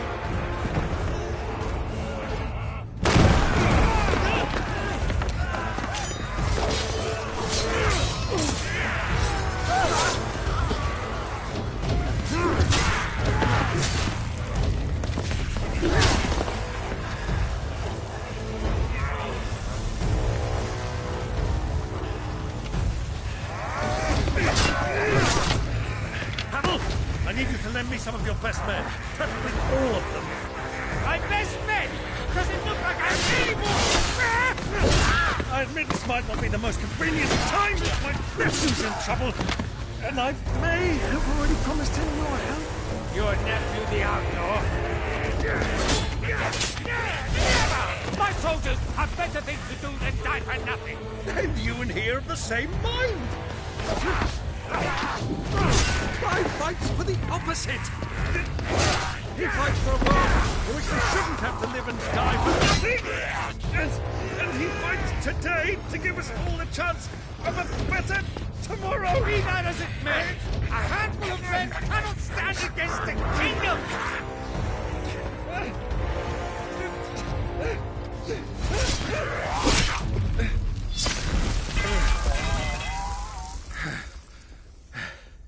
Then mayhap they are the wrong men. Well, I'll be damned. Our numbers are few, but I shall rally as many of my dragoons as I'm able. You, apprise the Lord Strategist of the state of the city's defenses. Yes, Your Radiance. And you would fight alongside us? I owe the Phoenix a debt. Does this vouch for my nephews? Aye, but I still have my doubts about you. Which we can discuss later. Indeed. You said you had men garrisoned in the keep. Captain, do you know how many yet remain? Allow me to confirm. Commander? Whatever their number, Randalar will be needing Gather the them bodies all. and build a pyre in the courtyard. Quickly. Terence. My lord.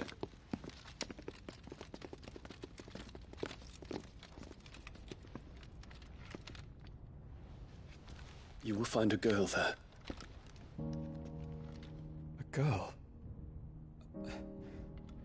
We are in the middle of a war. I owe her my life, and I always pay my debts. You are to see that she is provided for. Dion, I cannot leave. But you shall. If I'm ever to be worthy of the forgiveness of our people, then I must earn it.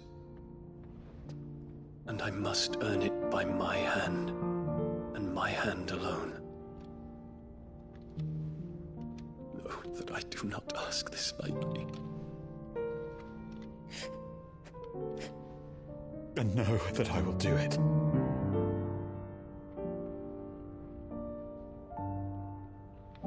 Farewell, Terence.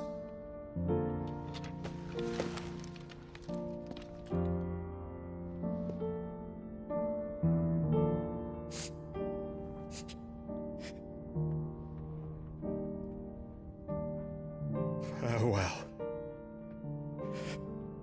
my prince.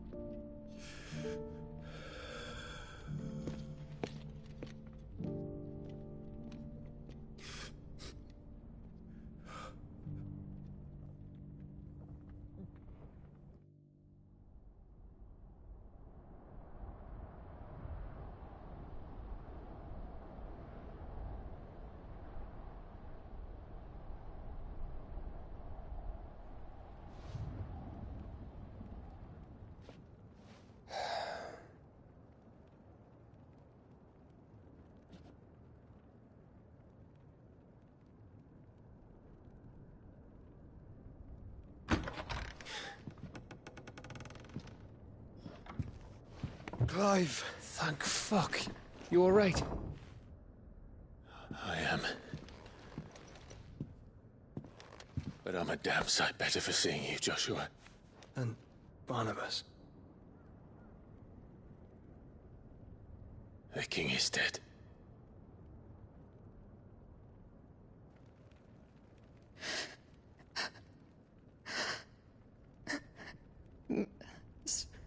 So they're all...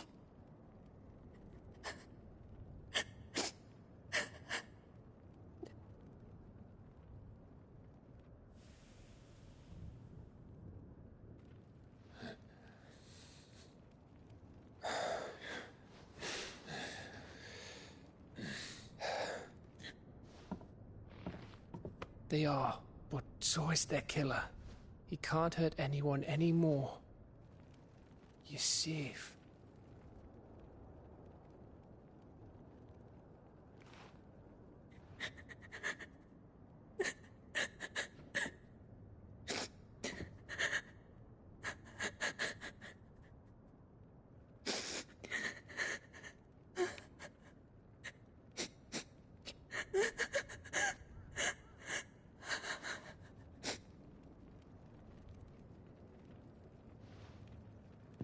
Gav, we need to talk.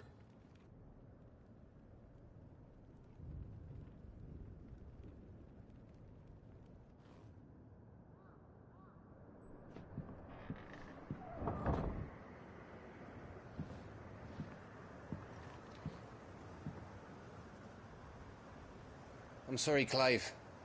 You know I want nothing more than to go with you. I do.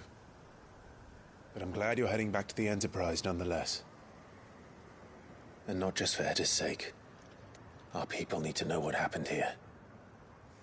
You can count on me. As can she, I hope. Thank you, my lords.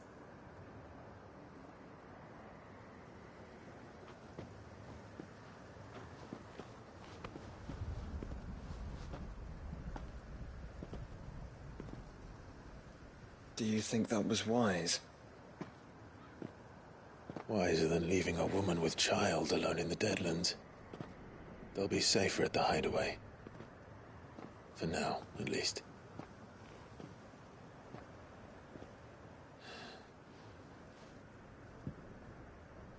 This land is overrun with Akashic.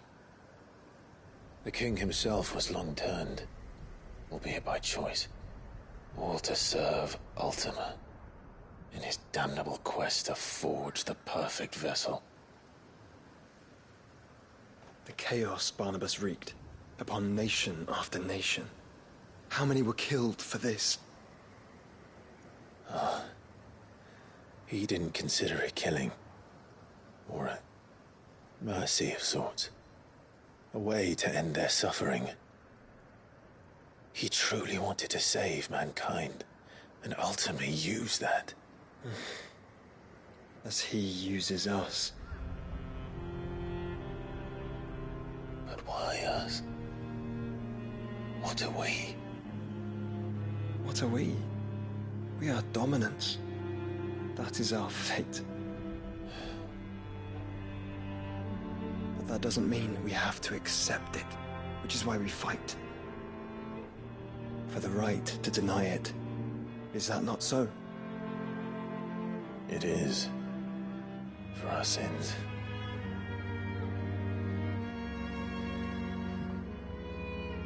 Barnabas said something else. That the Mother Crystals were Ultimas. Ultimas? Are you certain? We know that the Mother Crystals have been leading the land of Ether. And we also know that it's this which hastens the spread of the Blight. But what I cannot fathom is what Ultima stands to gain from that.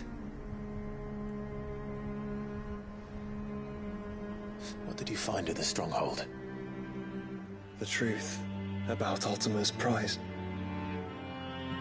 For so long, I believed it to be you, and you alone.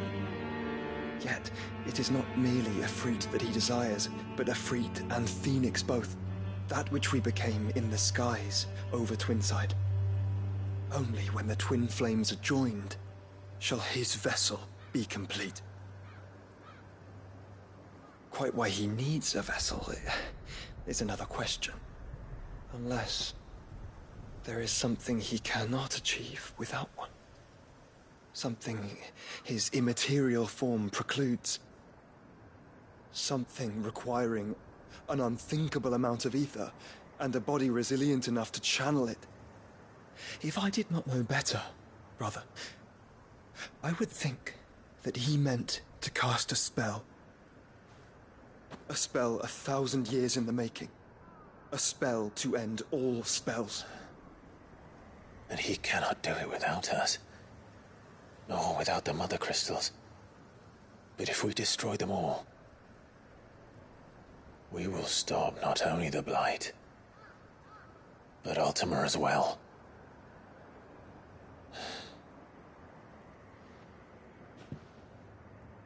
We stick to the plan then. Only this time, we face him together. Well, it's a long walk to Stone here. Let's not keep Ultima waiting.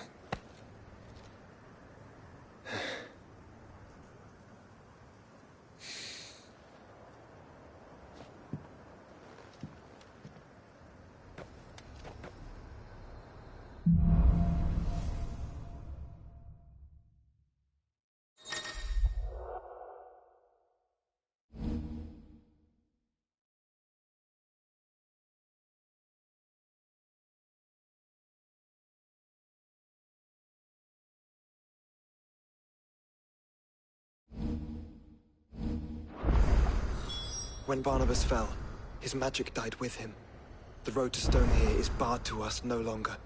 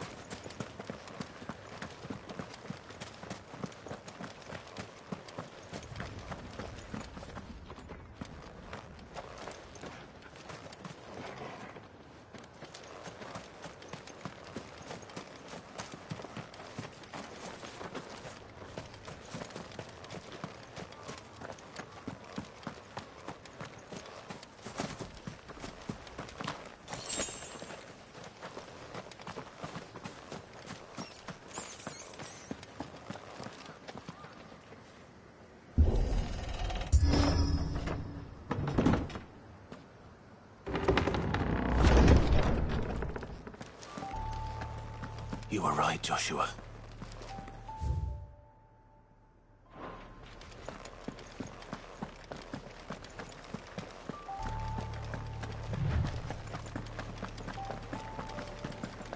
Bodies up ahead. What now? Is there no peace for a dying man? What happened here? The ether floods made savage beasts of my companions. And those faithless orcs, I knew they weren't to be trusted. We were told that they would stay loyal to our cause. Something commanded their loyalty, but it was not us. It's a wonder they stayed faithful for so long. Perhaps they sensed our downfall. The king is gone, our nation in ruins. What becomes of us loyal pawns now? Sworn to a shattered throne. Fuck Walud. Fuck the dead king and his god. Fuck this withered shithole. The floods do not affect you. You are a bearer, albeit one who's lost his brand. Pray, hear me, brother. Will you grant this pawn his final wish? Will you lay my dying soul to rest? Of course. What do you need? Finally, some luck. Beyond the castle walls, towards Stone here, there is a forest. Never turn. My parents are buried upon a bluff, nestled amongst the trees. Theirs was the only love I ever knew. I was torn from them in life, but perhaps I can return to them in death. Take my ring. See that it rests beside their bones.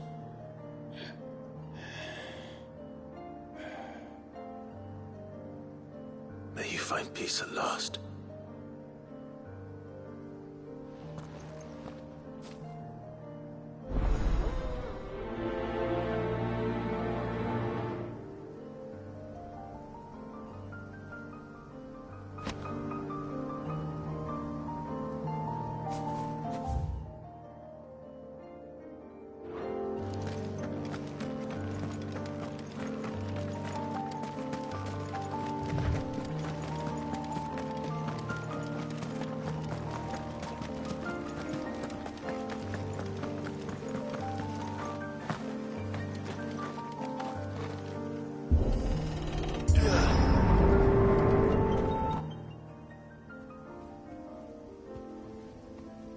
Don't tell me. The only way to the capital is through that gate, just as you surmise. There's an army down there, Joshua. Yes, but I don't see any dominance.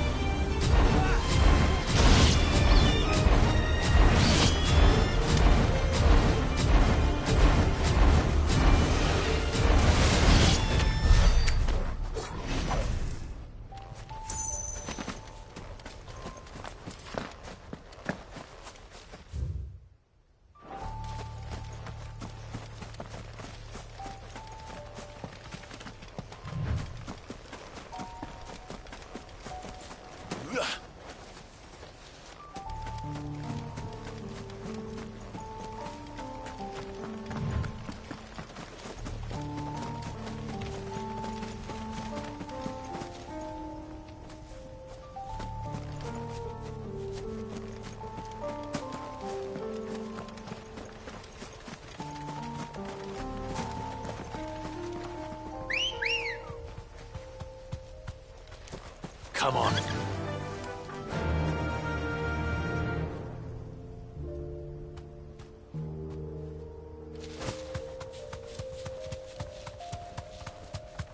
Have care.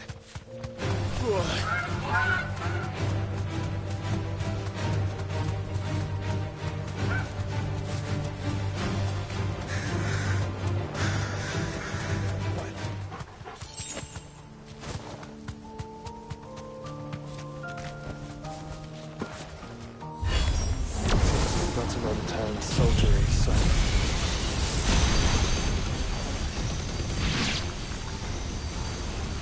Then we end their suffering.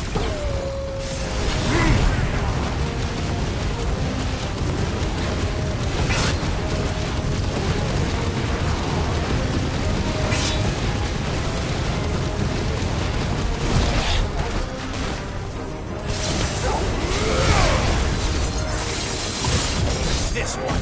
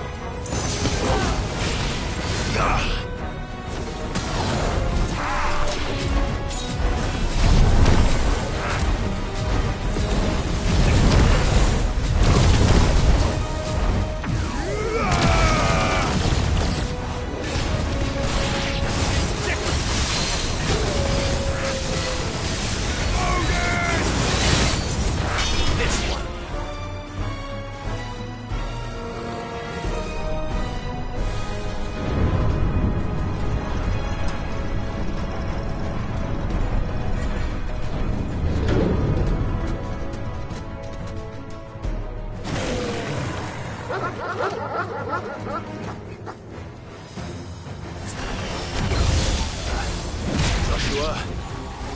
this one's bigger than the others.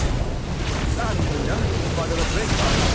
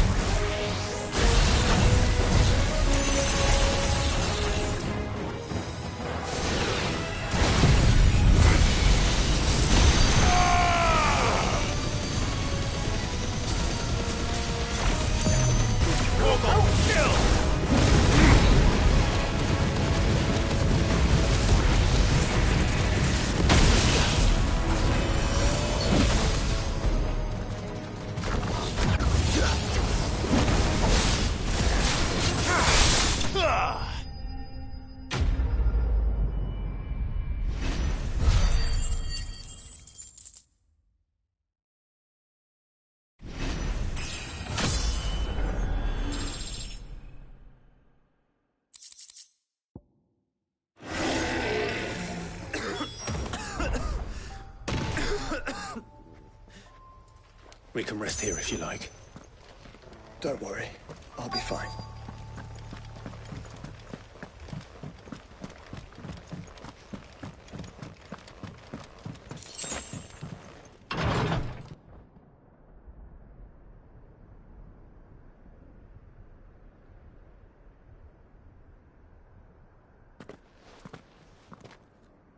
Look, Clive.